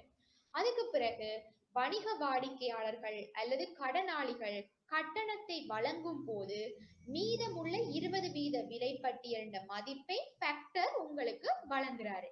பிறகு இந்த வசதிக்கு அவர் என்ன செய்வாரு? மொத்த தொகையில ஒரு சேவை கட்டணம் இல்லாட்டி வட்டி ஒன்று அவரு கழிச்சு கொள்ளுவார். இது சரியா ஃபேக்டரிங் அரேஞ்ச்மெண்ட். அதோட ஒப்பிடுற நேரம் இந்த எக்ஸ்போர்ட் பில் பர்ச்சேசிங் ஏற்றுமதி பற்றுச்சீட்டு கொள்முதல் என்கிற நேரம் அதுல ஒரு சின்ன டிஃபரன்ஸ் இருக்கு. இந்த சின்ன டிஃபரன்ஸ் என்னன்னு பாருங்க. இப்ப நீங்க இந்த செயல்முறையை பாருங்க. இந்த ஸ்டெப்ஸ் அதே ஸ்டெப்ஸ் தான் வருது. பொருட்கள் விற்பனைக்கு எதிராக விலைப்பட்டியல் உருவாக்கப்படுது. விலைப்பட்டியல் விவரங்களையும் தொடர்புடைய பற்றுச்சீட்டுகளையும் கடன் வழங்குபவர் பகிர்ந்து கொள்ளுதல். வங்கி விலைப்பட்டியலை மதிப்பிடுது. மதிப்பீட்டு என்ன செய்யறது? அந்த மதிப்பீட்டுக்கு எதிராக தள்ளுபடி விகிதத்துல பணம் முன்கூட்டியே வழங்கப்படுது. அதுக்கு பிறகு என்ன நடக்குது? இப்ப நீங்க அந்த 5வது ஸ்டெப்ல தான் அந்த டிஃபரன்ஸ் இருக்கு.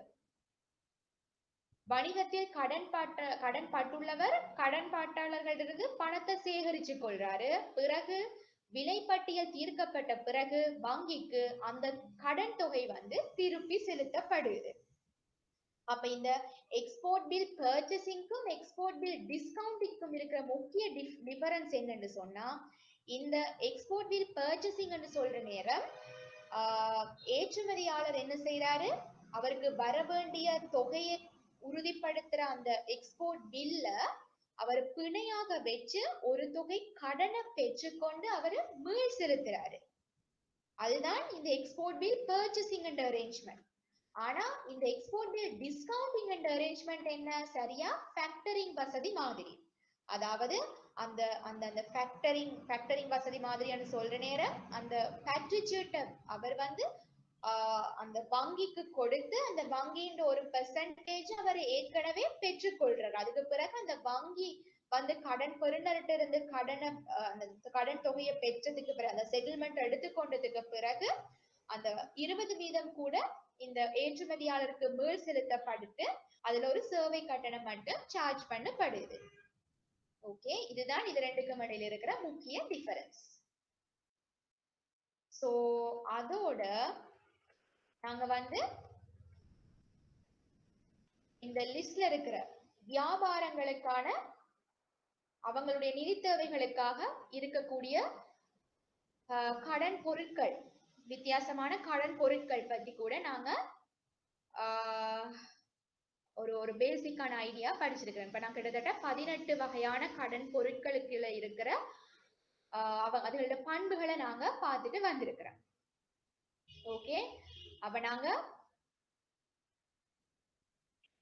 போன கிளாஸ் கடைசி அவர் நாங்க என்ன படிச்சோம்? தனிநபர்களுக்கான கடன் பொருட்கள்.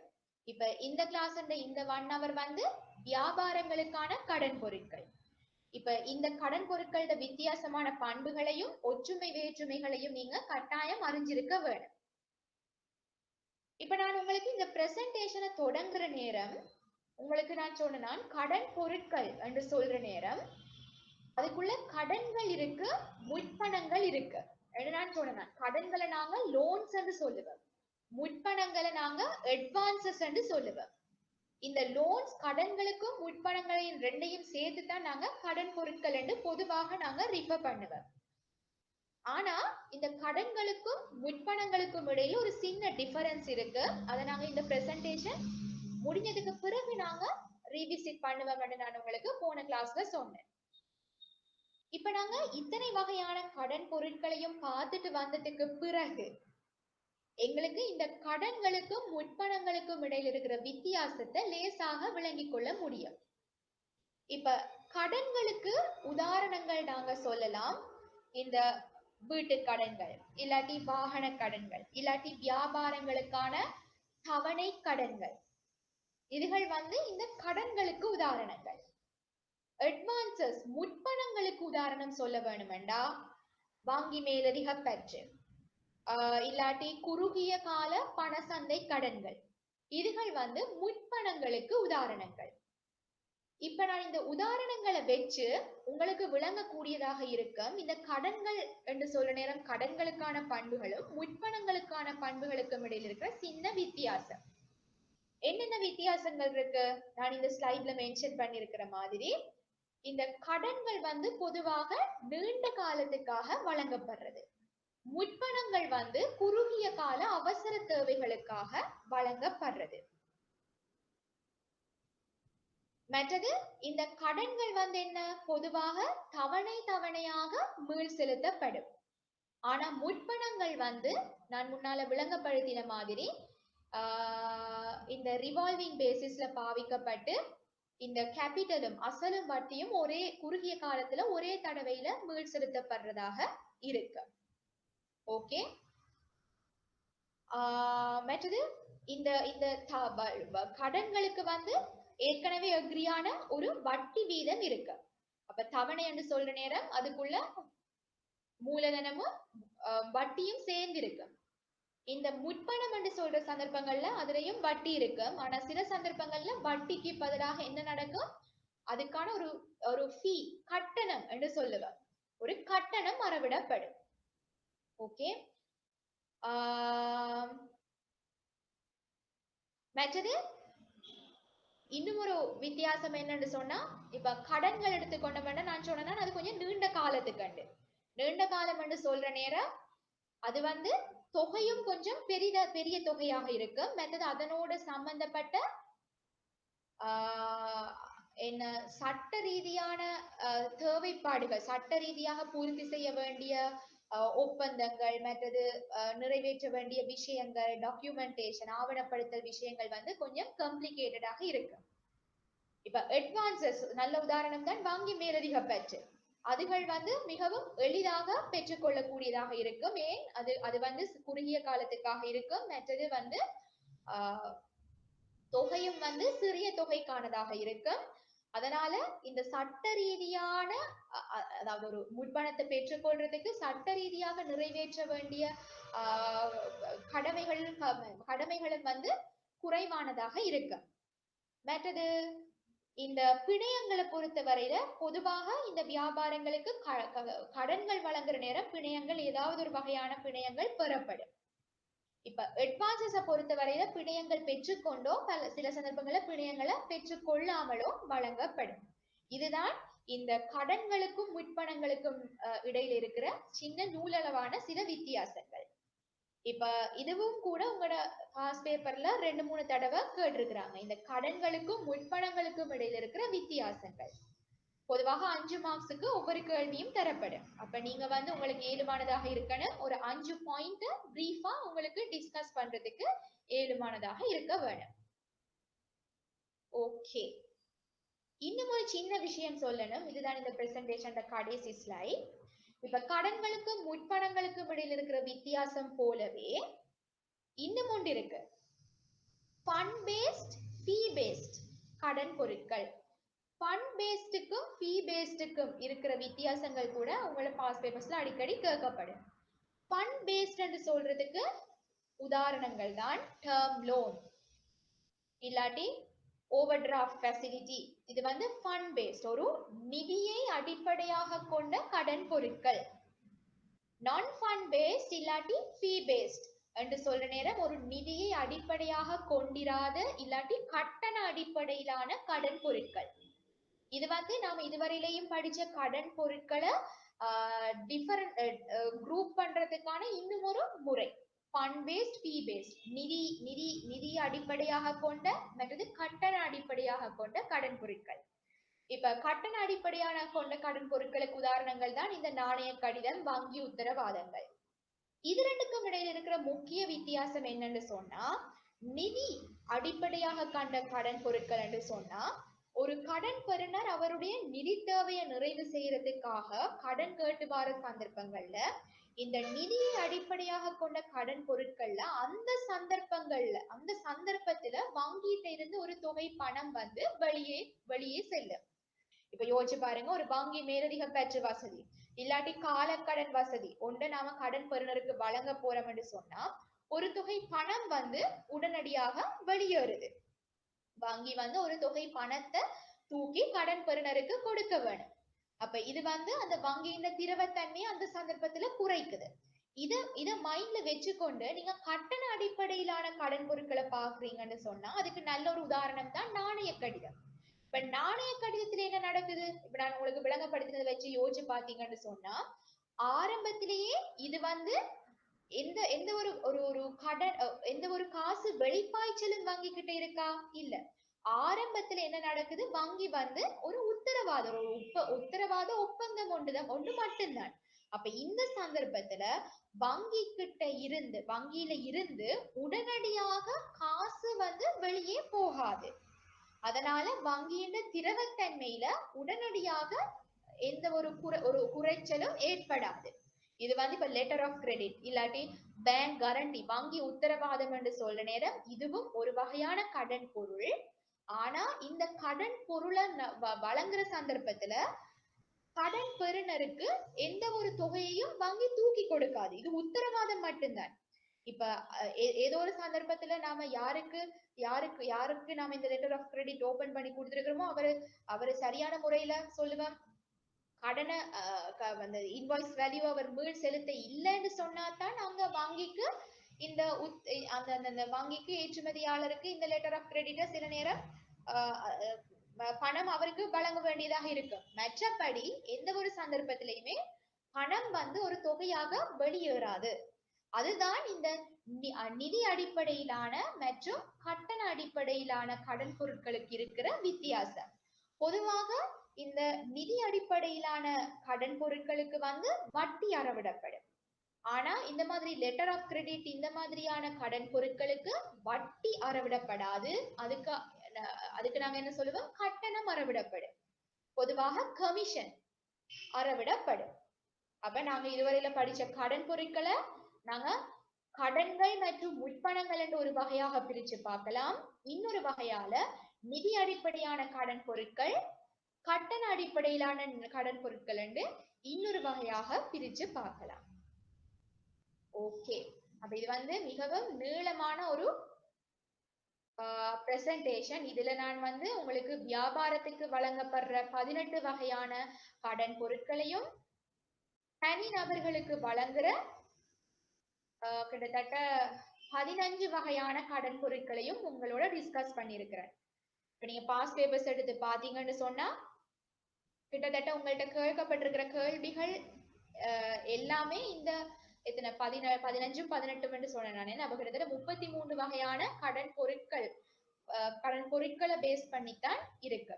ஒன்று ஃபீச்சர்ஸ் கேட்டிருப்பாங்க, இல்ல ஒற்றுமை வேற்றுமை கேட்டிருப்பாங்க, இல்லாட்டி ஒரு வகையான நிதி தேவையை தந்து அதுக்கு பொருத்தமான கடன் பொருள் எதுன்னு கேட்டிருப்பாங்க. அப்படித்தான் கேட்டிருப்பாங்க. சோ உங்களுக்கு பேசிக்கா இந்த இந்த இந்த வகையான இப்ப நான் உங்களோட இந்த பிரசன்டேஷன்ல டிஸ்கஸ் பண்ணின கடன் பொருட்களை பத்தி இப்ப நான் பிரசன்டேஷன்ல போட்டிருக்கிற விஷயங்கள் மற்ற உங்களோட டிஸ்கஸ் பண்ண விஷயங்கள் அதை விட இன்னும் நீங்க கொஞ்சம் தேடி படிச்ச விஷயங்களை பேஸ் பண்ணி உங்களுக்கு ஷுவரா இந்த உங்களோட எக்ஸாம் பேப்பர்ல 4வது கேள்வியில இருந்து 20 மார்க்ஸ் கட்டாயமா உங்களுக்கு எடுத்துக்கொள்ள கூடியதாக இருக்கும், மிக லேசாக. எங்களுக்கு இன்னும் ஒரு ½ டைம் இருக்கு. இப்ப நான் உங்களோட கம்ப்ளீட் பண்ணியிருக்கிற இந்த பிரசன்டேஷன்ல இருந்து ஏதாவது டவுட்ஸ் இருக்கா?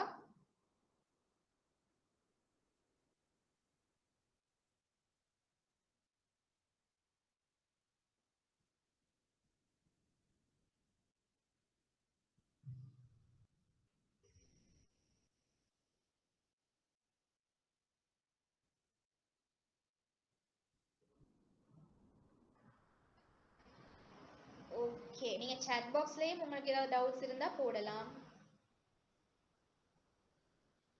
ஸோ பேசிக்கா நாங்க இதுவரையில போன 2 கிளாஸ்லயுமே வந்து கடன் பெறுநர்களோட வகைகள், கடன் வழங்குனர்களோட வகைகள், மற்றது கடன் பொருட்களோட வகைகளை நாங்க பார்த்திருக்கிறோம்.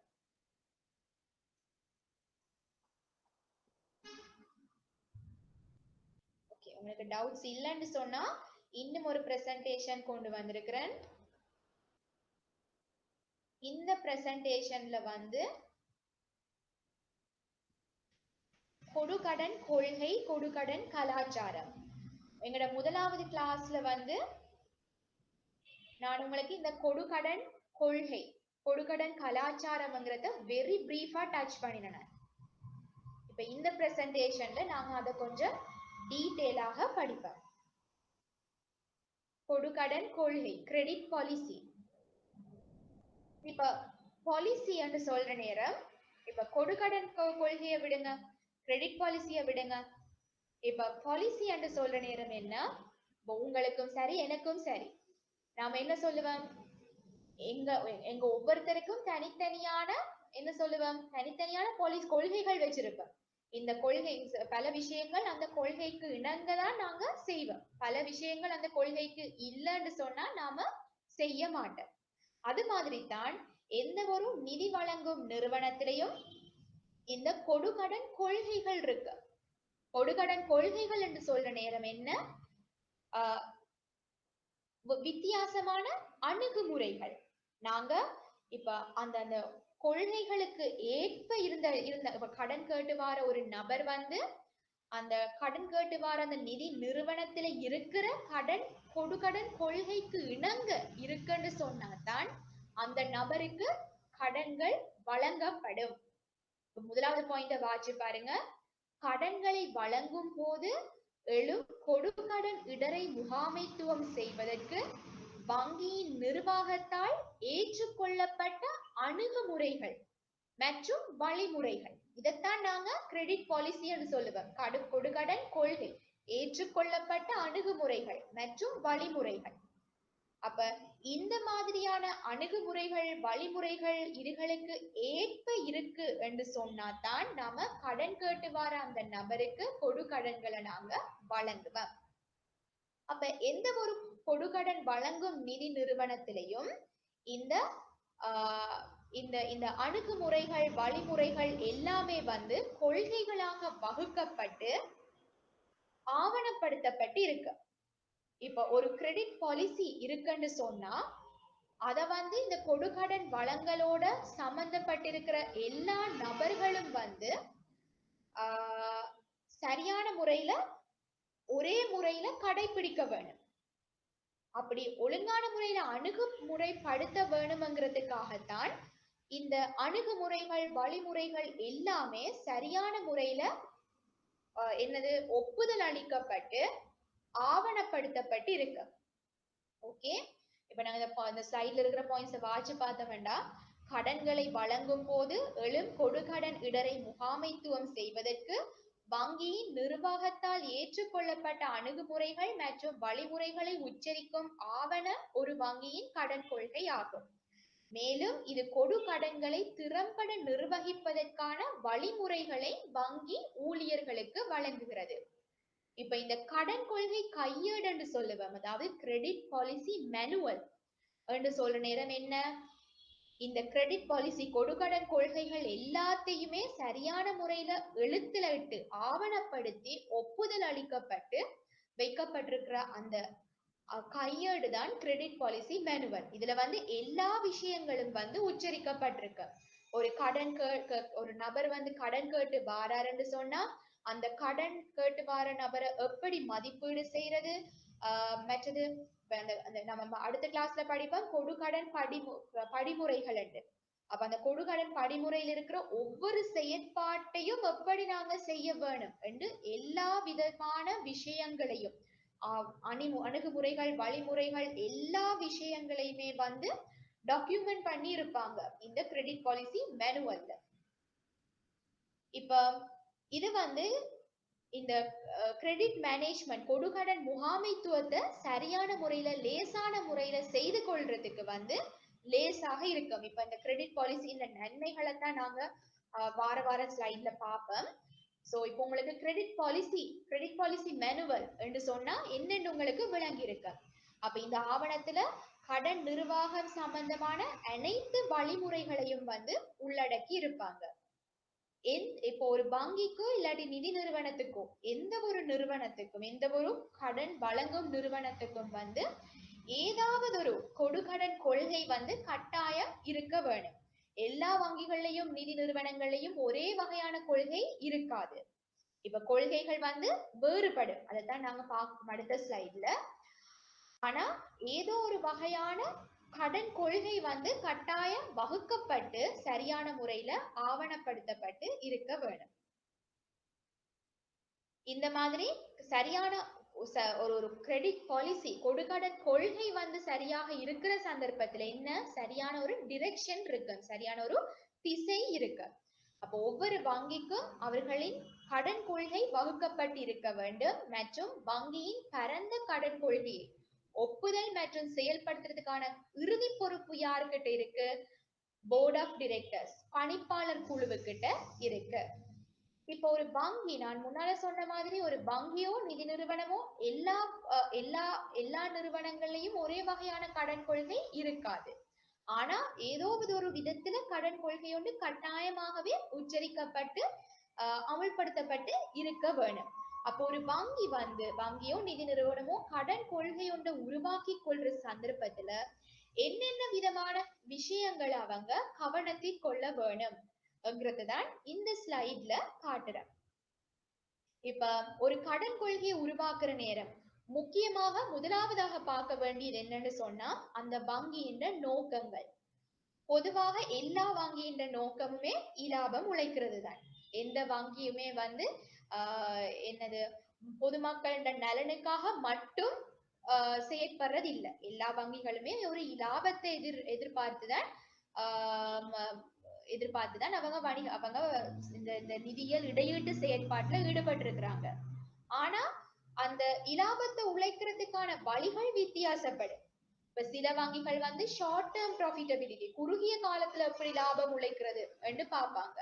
சில வங்கிகள் வந்து முதல்ல பார்ப்பாங்க நம்மட மார்க்கெட் ஷேரை கூட்ட வேணும், நம்மட சந்தையில நம்ம பங்கை சந்தை கூட்ட வேணும், பங்கு சந்தைய கூட்ட வேணும், அதுக்கு பிறகு லாபம் உழைக்கிறத பத்தி யோசிக்க வேணும். இந்த மாதிரி அந்த வங்கியின் இறுதி நோக்க அடையிறதுக்கான வெவ்வேறு வழிகள் இருக்கு. அப்ப அந்த வழிகள், வித்தியாசமான வழிகள் கூட இந்த கடன் கொள்கையை உருவாக்குறதுல வந்து தாக்கத்தை செலுத்தும். மற்றது ஏற்றுக்கொள்ளத்தக்க இடர் அளவு. இப்ப ரிஸ்க் ஒவ்வொருத்தருக்குமே, ஒவ்வொரு தனி மனிதருக்கும் கூட நாங்க எவ்வளவு இடரை ஏற்றுக்கொள்ளுவோம்ங்கிறதுல வித்தியாசம் இருக்கு. ஒருத்தர் வந்து அதிகப்படியான இடரை ஏற்றுக்கொள்றதுக்கு தயாராக இருப்பாங்க, இன்னும் சில நபர்கள் வந்து இடரை ஏற்றுக்கொள்ள மாட்டாங்க. அந்த மாதிரி ஒவ்வொரு தனி நபருக்கும் எப்படி அவங்களோட ஏற்றுக்கொள்ளத்தக்க இடர்மட்ட அளவு வித்தியாசப்படுதோ, ஒவ்வொரு வங்கிக்கும் ஒவ்வொரு நிதி நிறுவனத்துக்கும் வந்து வெவ்வேறான விஷயங்களை கருத்தில் கொண்டு ஒரு வங்கி எவ்வளவு இடரை ஏற்றுக்கொள்ளலாம் என்கிற விஷயம் வந்து தங்கி இருக்கு. அப்ப நாங்க இடருக்கும் இலாபத்துக்கும் இடையில இருக்கிற சம்பந்தத்தை நாங்க பொருத்தப்பாட்டு நாங்க ஏற்கனவே டிஸ்கஸ் பண்ணி இருக்கிறோம். இப்ப அதிக இடர் ஏற்றுக்கொள்ள நிறைய இடரை ஒரு வங்கி ஏற்றுக்கொள்றதுக்கு ரெடியாக இருக்குன்னு சொன்னா நிறைய இலாபம் அவங்களுக்கு கிடைக்க கூடும். ஆனா அங்க நட்ட அச்சமும் கூடுதலாக இருக்கு. அப்ப ஒவ்வொரு வங்கியும் வந்து ஒவ்வொரு நிதி நிறுவனமும் வந்து அவங்களால ஏற்றுக்கொள்ளத்தக்க இடர்மட்டம் எது என்கிறத அவங்க ஆரம்பத்திலேயே முடிவு செய்யணும். இதை ரிஸ்க் அப்படைட்னு சொல்லுவேன். அந்த ஏற்றுக்கொள்ளத்தக்க இடர்மட்ட அளவுக்கு ஏற்பத்தான் அவங்களோட கடன் கொள்கையும் வகுக்கப்படும். மற்றது மூன்றாவது மூலதன நிலை. இந்த மூலதன நிலையை பத்தி நாம ஆரம்ப ஃபர்ஸ்ட் செஷன்ல நான் உங்களுக்கு லைட்டா விளங்கப்படுத்திருக்கிறேன். இப்போ ஒவ்வொரு வங்கிக்கும் ஒவ்வொரு நிதி நிறுவனத்துக்கும் வந்து அவங்க மெயின்டைன் பண்ண வேண்டிய, பேண வேண்டிய மிக குறைந்த மூலதன மட்டம் இருக்கு. அப்ப எந்த ஒரு வங்கியுமே வந்து அந்த மூலதன மட்டத்தை விட குறைவாக அவங்களோட மூலதனம் போகக்கூடாது. அப்படி போனாங்கன்னு சொன்னா அது வந்து கேபிட்டலுக்கு ஸ்ட்ரெஸ். அவங்க வந்து அவங்களோட குறைவாக மினிமம் கேபிட்டலை விட குறைவாக போகக்கூடாது. போனா அவங்களுக்கு வந்து கேபிட்டல் ஸ்ட்ரெஸ். அப்ப அந்த கேபிட்டல் குஷன் என்று சொல்லுவோம், அதாவது அவங்க பேண வேண்டிய மூலதன மட்டத்தை விட இன்னும் அவங்களுக்கு நிறைய பஃபராக இருக்கு என்று சொன்னா அவங்களுக்கு கூடுதலான நட்டத்தை அப்சார்ப் பண்றதுக்கு அவங்களுக்கு இயலுமை இருக்கு. ஆனா அவங்களோட மூலதன மட்டம் வந்து சொல்லுவோம் அவங்களோட மினிமம் லெவலை தான் தட்டி கொண்டிருக்குன்னு சொன்னா எந்த ஒரு சின்ன நட்டமும் கூட என்ன நடக்கும்? அவங்களோட மினிமம் மூலதனத்தை விட குறைவான மூலதனத்துக்கு அவங்கள ஈட்டி செல்லும். அதனால அவங்க என்ன செய்வாங்க, இந்த நட்டம் உருவாகிறதுக்கான அந்த இடரை பத்தி அவங்க கூடுதலாக யோசிக்க வேணும். அப்ப எங்ககிட்ட எவ்வளவு ஒவ்வொரு வங்கிக்கிட்டையும் எவ்வளவு கேபிட்டல் பஃபர் இருக்கு, அதாவது போதுமான மூலதன மட்டத்தையும் விட எவ்வளவு கூடுதலான மூலதனம் குஷனாக இருக்கு நட்டத்தை ஏற்றுக்கொள்றதுக்கு என்கிறத பொறுத்தும் கூட எங்கட கடன் கொள்கை இருக்க வேணும். இப்ப உதாரணத்துக்கு மினிமம் விட கூடுதலான பஃபர் இருக்குன்னு சொன்னா எங்களுக்கு கூடுதலான கடன் இடரை ஏற்றுக்கொள்ள இயலும். இல்லைன்னு சொன்னா நாங்க கடன் இடரை விட எக்ஸ்ட்ரா கவனம் எடுக்க வேண்டியதாக இருக்கு. இன்னும் ஒரு ஃபேக்டர் தான் கடன் வழங்குவதற்கான நிதி. இதையும் நான் உங்களுக்கு முதலாவது கிளாஸ்ல லைட்டா சொன்னேன். எங்களுக்கு தெரியும், கடன் நாங்க ஒரு வங்கி எடுத்துக்கொண்டோம்னு சொன்னா வங்கி எந்த நிதியை வச்சு கடன் வழங்குது, வைப்பீட்டாளர்களோட நிதியை வச்சுதான் அவங்க கடன் வழங்குறாங்க. இப்போ ஒரு இந்த மாதிரி சிறப்பியல்பு வாய்ந்த குத்தகைக்கு விடும் கம்பெனி, லீசிங் கம்பெனி எடுத்துக்கொண்டோம்னா எப்படி அவங்களுக்கு கடனாக வழங்குறதுக்கு தேவையான நிதியை அவங்க கடன் கருவிகள், இந்த மாதிரி ப்ராமிசரி நோட்ஸ், டிபென்ச்சர்ஸ்ங்கிற மாதிரி கடன் கருவிகளை இந்த சந்தையில விட்டு அதன் மூலமாக நிதி திரட்டி அதை அவங்க கடன் பொருட்களாக கடன் தேவைப்படுறவங்களுக்கு வழங்குறாங்க. அப்ப கடன் வழங்குறதுக்கான நிதி எப்பவுமே ஒவ்வொரு தரப்பினருக்குமே மட்டுப்பட்ட அளவுதான் இருக்கு. இப்ப ஒரு நம்மட நிதியியல் சந்தை எடுத்துக்கொண்டோம்னு சொன்னா நிறைய வகையான வங்கிகள் இருக்கு, நிறைய வகையான கடன் வழங்குனர்கள் இருக்கிறாங்க. வங்கிகள் இருக்கு, நிதியியல் நிறுவனங்கள் இருக்கு, சிறப்பியல்பு வாய்ந்த குத்தகைக்கு விடும் நிறுவனங்கள் இருக்கு. அதை தவிர இன்னும் நிறைய வகையான வேற ஒழுங்குபடுத்தினர்களால ஒழுங்குபடுத்தப்படுற நிதியியல் நிறுவனங்கள் இருக்கு. அப்ப இவங்க எல்லாருமே இப்ப இவங்க எல்லாருக்குள்ளயுமே இந்த வைப்பீட்டாளர்கள்ட்ட இருந்து நிதி பெற்றுக் கொள்ளக்கூடிய தரப்பினர்களும் இருக்கிறாங்க, கடன் கருவிகள் மூலமாக நிதி பெற்றுக் கொள்ளக்கூடிய தரப்பினர்களும் இருக்கிறாங்க. எப்படியோ கடன் பெற்றுக்கொள்றதுக்கான சந்தை போட்டி அதிகம். அதே சந்தர்ப்பத்துல இந்த கடன் பொருட்களாக நிதி வழங்குறதுக்காக ஒவ்வொரு நிதி நிறுவனத்துக்கிட்டையும் இருக்கிற நிதியும் கூட மட்டுப்படுத்தப்பட்ட தொகையில தான் இருக்கு. அப்ப இதுகளும் கூட இந்த கடன் கொள்கையை உருவாக்குறதுல உருவாக்குற சந்தர்ப்பத்துல கவனத்தில் கொள்ள வேண்டிய ஒரு காரணி. இன்னும் ஒன்று உள்ளூர் மற்றும் சர்வதேச நிலைமைகள். இப்ப உதாரணத்துக்கு நாம சொல்லணும்னா இப்பைக்கு இருக்கிற இந்த COVID-19 சிச்சுவேஷன்ல பாருங்க, நிறைய வியாபாரங்கள் பல காலமாக மூடப்பட்டிருந்ததன் காரணமாக அவங்கள மீள் கட்டி எழுப்புறதுக்கு கூடுதலான கடன் வசதிகள் தேவைப்படும். ஆனா அதே சந்தர்ப்பத்துல என்ன, அவங்களுக்கு கூடுதலான வட்டி வீதத்தை செலுத்தி கடன் தேவைகளை கடன் வசதிகளை பெற்றுக்கொள்ள முடியாது. அப்ப இப்ப உள்ளூர் மற்றும் சர்வதேச நிலைமைகள் கூட இந்த கடன் கொள்கைகளை வகுக்கிற நேரம் கவனத்தில் கொள்ள வேண்டிய தேவை. இப்ப அடுத்தது நிதி தேவைகள்னு போட்டிருக்கிறேன், ஃபைனான்சியல் நீட்ஸ். அப்ப ஒரு கடன் கொள்கைய வகுக்கிற நேரம் நாங்க பார்க்கணும், இந்த சந்தர்ப்பத்துல எங்களோட ஃபைனான்சியல் மார்க்கெட் என்ன நிலைமையில இருக்கு, இந்த நிதி தேவைகள் எந்தெந்த வகையான துறைகளுக்கு கூடுதலாக தேவைப்படுது, ஒவ்வொரு நிதி தேவைப்படுற இந்த இந்த தரப்பினர்களின் நிதி நாணயத்தன்மை பொதுவாக எப்படி இருக்கு என்கிற மாதிரியான பல விஷயங்கள் கருத்தில் கொள்ள வேண்டிய தேவை இருக்கு. கடைசியாக நான் போட்டிருக்கிறேன் அரசு மற்றும் ஒழுங்குபடுத்துனர்கள் என்ற தேவைகள். இப்போ அதுக்கு நல்ல ஒரு உதாரணம் தான் நான் முந்தைய முத்திரம் சொன்ன மாதிரி, இப்ப வங்கிகள் கட்டாயமாகவே அவங்கள 10%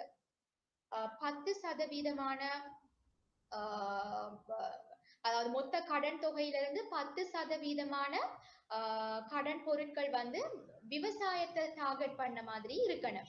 அப்ப இந்த மாதிரியான சில ஒழுங்குபடுத்துனர்கள் ஏதாவது ரெகுலேஷன்ஸ் கொடுத்திருப்பாங்க. மற்றது இன்னும் ஒரு உதாரணம் தான், ஒரே தரப்பினருக்கு ஒரே பொரோவருக்கு அவங்க எவ்வளவு மேக்சிமம் கொடுக்கலாம், அதாவது ஒரே நபருக்கு சொல்லுவேன் 10% விட கூடுதலான கொடுக்கடன்களை வழங்கக்கூடாது என்கிற மாதிரியான பல விஷயங்கள் இருக்கு, தேவைப்பாடுகள் இருக்கு. இந்த மாதிரியான எல்லா விஷயங்களையுமே இந்த கிரெடிட் பாலிசியை உருவாக்குற சந்தர்ப்பத்துல இந்த கிரெடிட் பாலிசி மேனுவலுக்குள்ள இன்கார்பரேட் பண்ணுவாங்க. அப்ப ஒரு கிரெடிட் பாலிசி எப்பவுமே பிக்ஸ்டாக இருக்காது, பல சந்தர்ப்பங்கள்ல அது அடிக்கடி ரிவ்யூ பண்ணப்பட்டு மாற்றப்பட வேண்டும். இப்போ உள்ளூர் மற்றும் சர்வதேச நிலைமைகள், நிதி தேவைகள் இதுகள் வந்து மாறும். அது மாதிரி தான் பல விஷயங்கள் இங்க மாறக்கூடியது. மூலதன நிலை, கேபிட்டல் லெவல் இதுகள் மாதிரி பல விஷயங்கள் மாறும். அப்ப இந்த கடன் கொள்கைகள் வந்து ஒரு தரம் உருவாக்கப்பட்டு அடிக்கடி ரிவ்யூ பண்ணப்பட்டு மாற வேண்டியது மாற்றப்பட வேண்டியதுகளும் கூட இருக்கு. பொதுவாக இந்த கடன் கொள்கை கிரெடிட் பாலிசி மேனுவல் இதுகளுக்குள்ள உள்ளடக்கப்படுற விஷயங்கள் என்னென்ன என்று பார்க்க போனா, ஒன்று கடன் கொள்கை நோக்கங்கள். மற்றது கடன் வழங்குவதற்கான கோட்பாடுகள், கிரெடிட் பிரின்சிபல்ஸ் பத்தி நாங்க அறிமுகத்துல படிச்சிருக்கிறோம். அப்ப அந்த கடன் வழங்குறதுக்கான கோட்பாடுகள் ஒவ்வொன்றையும் பற்றி இதுல உள்ளடக்க வேணும். மற்றது நாம எந்தெந்த துறைகளுக்கு ஒரு வங்கி எந்தெந்த துறையினருக்கு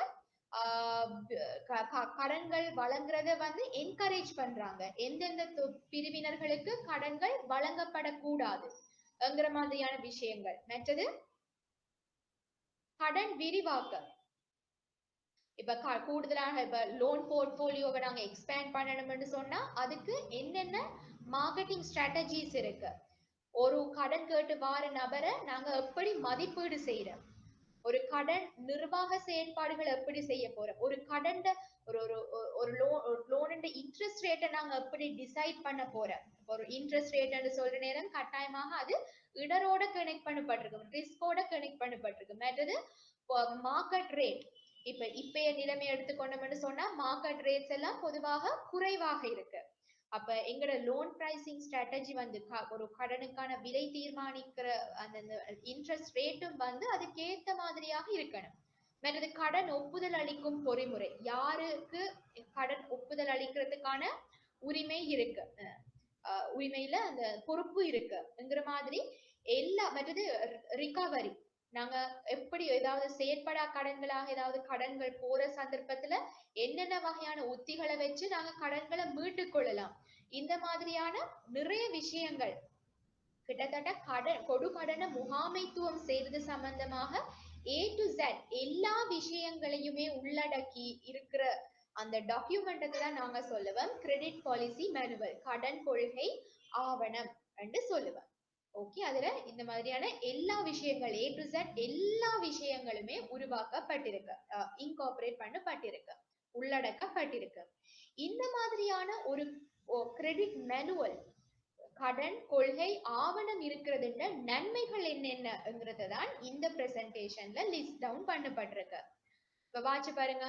கடன் கொள்கை அனைத்து கடன் முடிவுகளுக்கும் செயற்பாடுகளுக்கும் முழு வங்கிக்குமான ஒரு நிலையான கட்டமைப்பை வழங்குகிறது. ஒவ்வொரு விஷயத்தையுமே எப்படி எப்படி செய்ய வேண்டும் என்று எல்லா டீட்டெயில்ஸுமே இங்கு வழங்கப்பட்டிருக்கு.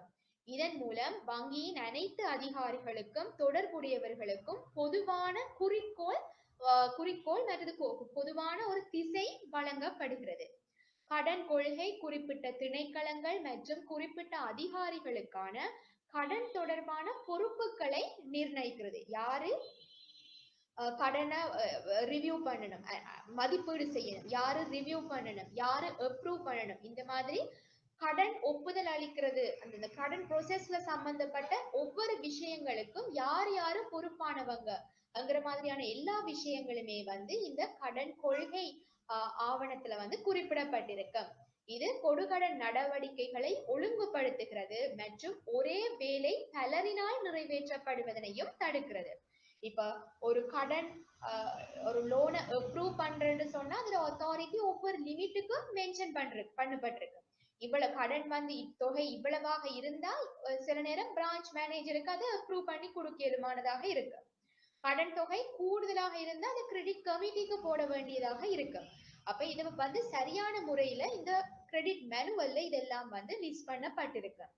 கடன் கொள்கை முழு வங்கியிலும் உற்பத்தி திறனை மேம்படுத்த உதவும், இலாபத்தை உயர்த்த உதவுகிறது.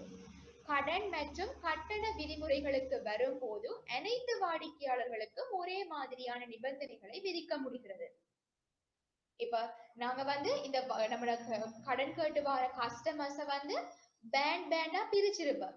இப்ப ஒரு இன்கம் லெவல்ல இந்த இன்கம் பேண்டுக்குள்ள இருக்கிற கஸ்டமருக்கு வட்டி வீதம் வந்து இவ்வளவாக இருக்கு.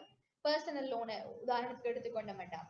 அப்ப பாருங்க, ஒரு ஒரு லோன் கேட்டு எந்த ஒரு கிளைக்கு போற ஒரு வாடிக்கையாளரும் ஒரே விதமாகத்தான் ட்ரீட் பண்ணப்படுகிறார்.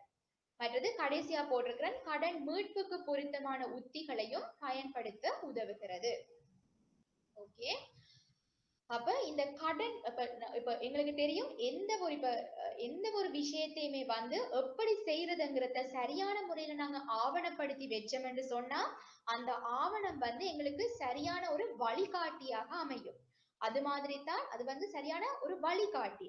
அதே மாதிரி தான் அதுல வந்து யார் யார் என்னென்ன செய்யணும், என்னென்ன விஷயங்கள் எப்படி நடக்கணும் என்கிற மாதிரியான எல்லா விஷயங்களும் உள்ளடக்கப்பட்டிருக்கிறது காரணமாக இந்த கொடுக்கடன் வழங்குற செயற்பாடுகள், கொடுக்கடன்களை மீள் பெற்றுக் கொள்ற செயற்பாடுகள் எல்லாம் வந்து இலகுபடுத்தப்படுது.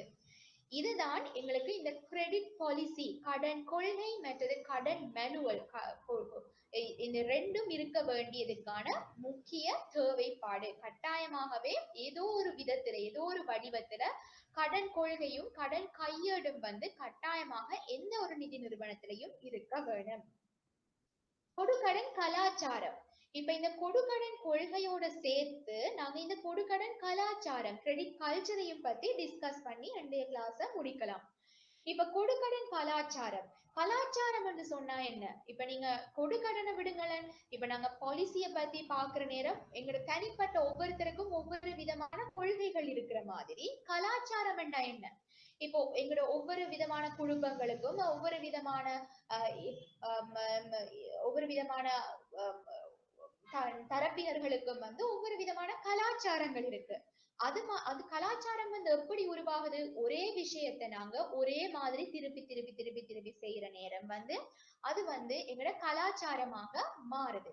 இப்போ சொல்லுவோம், இப்ப கிரெடிட் மேனுவல்ல இருக்கிற விஷயங்கள் வந்து தொடர்ந்து அதே விதத்துல செய்யப்படுற நேரம் வந்து அது என்ன? அது வந்து அந்த கொடுக்கடன் கலாச்சாரமாக மாறுது.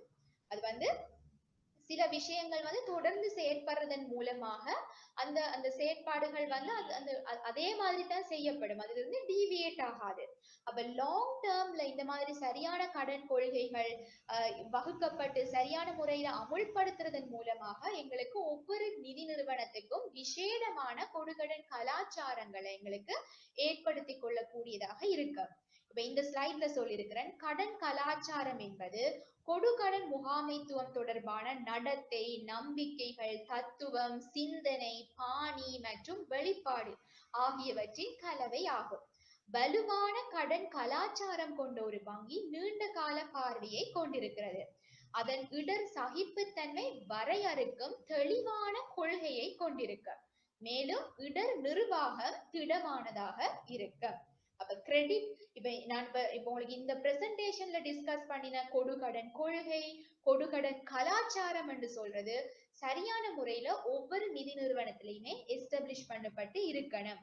அப்பதான் அந்த நிதி நிறுவனம் வந்து அவங்களோட லாங் டேர்ம் வியூஸுக்கு ஏத்த மாதிரி அவங்க நடப்பாங்க. இப்ப பாருங்க, இந்த ஸ்லைட்ல நான் வந்து கடன் கலாச்சாரம், கிரெடிட் கல்ச்சர் இருக்க வேண்டியதுக்கான நன்மைகளை நான் இங்க போட்டுக்கிறேன். இப்ப இது வந்து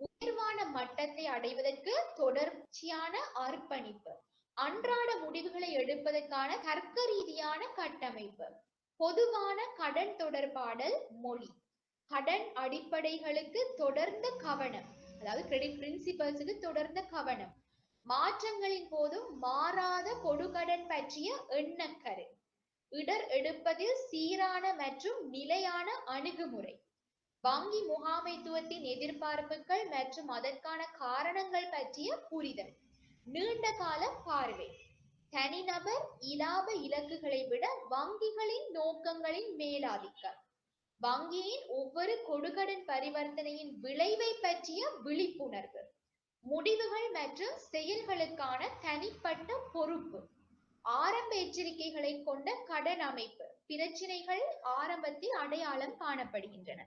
அதாவது ஒரே விஷயத்தை நாங்க திருப்பி திருப்பி பிராக்டிஸ் பண்றதன் மூலமாக என்ன நடக்குது? எல்லாருமே வந்து ஒரே லைன்ல அவங்க யோசிக்கிறாங்க. பேங்க் ஒரு ஒரு ஒரு நிதி நிறுவனத்தின் எதிர்பார்ப்புகள் என்ன, ஒவ்வொரு விஷயமும் எப்படி செய்யப்பட வேணும். அதாவது தனி மனிதனாக நாங்க யோசிக்கிறத விட நாங்க வந்து ஒரு கடன் கலாச்சாரம் நல்ல ரிச்சாக இருக்கிற ஒரு நிதி நிறுவனத்துல நாங்க செயற்படுற நேரம், அங்க இயங்குற நேரம் வந்து நாங்க அந்த அந்த நிறுவனமாக நாங்க யோசிக்க வேணும். அதுதான் இந்த கடன் கலாச்சாரம் இருக்க வேண்டியதுன்ற முக்கியத்துவம். கடன் கொள்கைகள் வந்து நீண்ட காலம் பிராக்டிஸ் பண்ணப்படுறதால கடன் கலாச்சாரமாக மாறுறதன் காரணமாக நாங்க வந்து சரியான முறையில எங்களோட கடன்களை வழங்க முடியும், சரியான முறையில எங்களுக்கு கடன்களை முகாமைத்துவம் செய்து கொள்ள இலகுவானதாக இருக்கு. இப்ப வெவ்வேறு விதமான கடன் கலாச்சாரங்கள் இருக்கு. அதாவது இப்ப சில வங்கிகள் என்ன செய்வாங்க, அவங்க வந்து அவங்களோட கடன் கலாச்சாரம் வந்து மதிப்பு அடிப்படையிலாக இருக்கும், வேல்யூ ட்ரிவன் என்று சொல்லுவாங்க. அதாவது அவங்களுக்கு முக்கியம் என்ன, ஒரு லோன் குவாலிட்டி சொத்து தரம், மற்றது நீண்ட கால நிலையான செயல்திறன், இதுகள் வந்து முக்கியமானதாக இருக்கு. சில வங்கிகள் வந்து உடனடி செயல்திறன், அதாவது அவங்களுக்கு இமீடியட்டாக வருமானம் வேணும், இமீடியட்டாக அவங்களோட ஷேர் பிரைஸ கூட்டிக் கொள்ளணும்ங்கிற மாதிரியான தேவைகள் இருக்கு. சில வங்கிகள் வந்து உற்பத்தி அடிப்படையில அவங்க வந்து படிப்படியாக அவங்களோட சந்தை பங்கு அதிகரிச்சு படிப்படியாக கடன் வளர்ச்சியை கண்டு படிப்படியாக கடன் அளவை கூட்டி இந்த மாதிரியான எதிர்பார்ப்புகள் அவங்களுக்கு இருக்கு. சில வங்கிகள் வந்து எந்த ஒரு சரியான போக்கஸும் இல்லாம செயற்படுறதுக்கு முற்படும். ஆனா அது வந்து சரியான அப்ரோச் இல்லை. ஏதாவது ஒரு, அதான் நான் சொன்ன மாதிரி எல்லா நிதி நிறுவனங்களுக்குமே நோக்கம் வந்து இலாபம் உழைக்கிறதாக இருக்கும். அந்த இலாபம் உழைக்கிறதுக்கான வழிகள் வித்தியாசம்.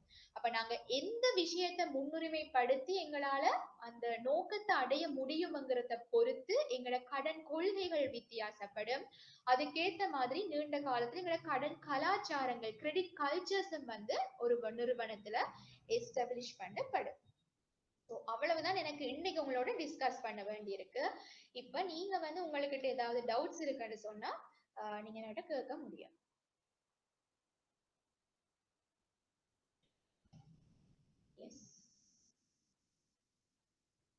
ஏதாவது டவுட்ஸ் இருக்கா? நாங்க இப்ப இன்னைக்கு நாங்க என்ன செய்தோம், வியாபாரங்களுக்கு வழங்கப்படக்கூடிய கடன் பொருட்கள் வகைகளையும், மற்றது இந்த பிரசன்டேஷன்ல ஒரு கடன் கொள்கை என்றா என்ன, கடன் கையேடு என்றா என்ன, மற்றது கடன் கலாச்சாரம் என்றா என்னங்கிற விஷயங்களை நாங்க பார்த்தோம். ஏதாவது டவுட்ஸ் இருக்கா?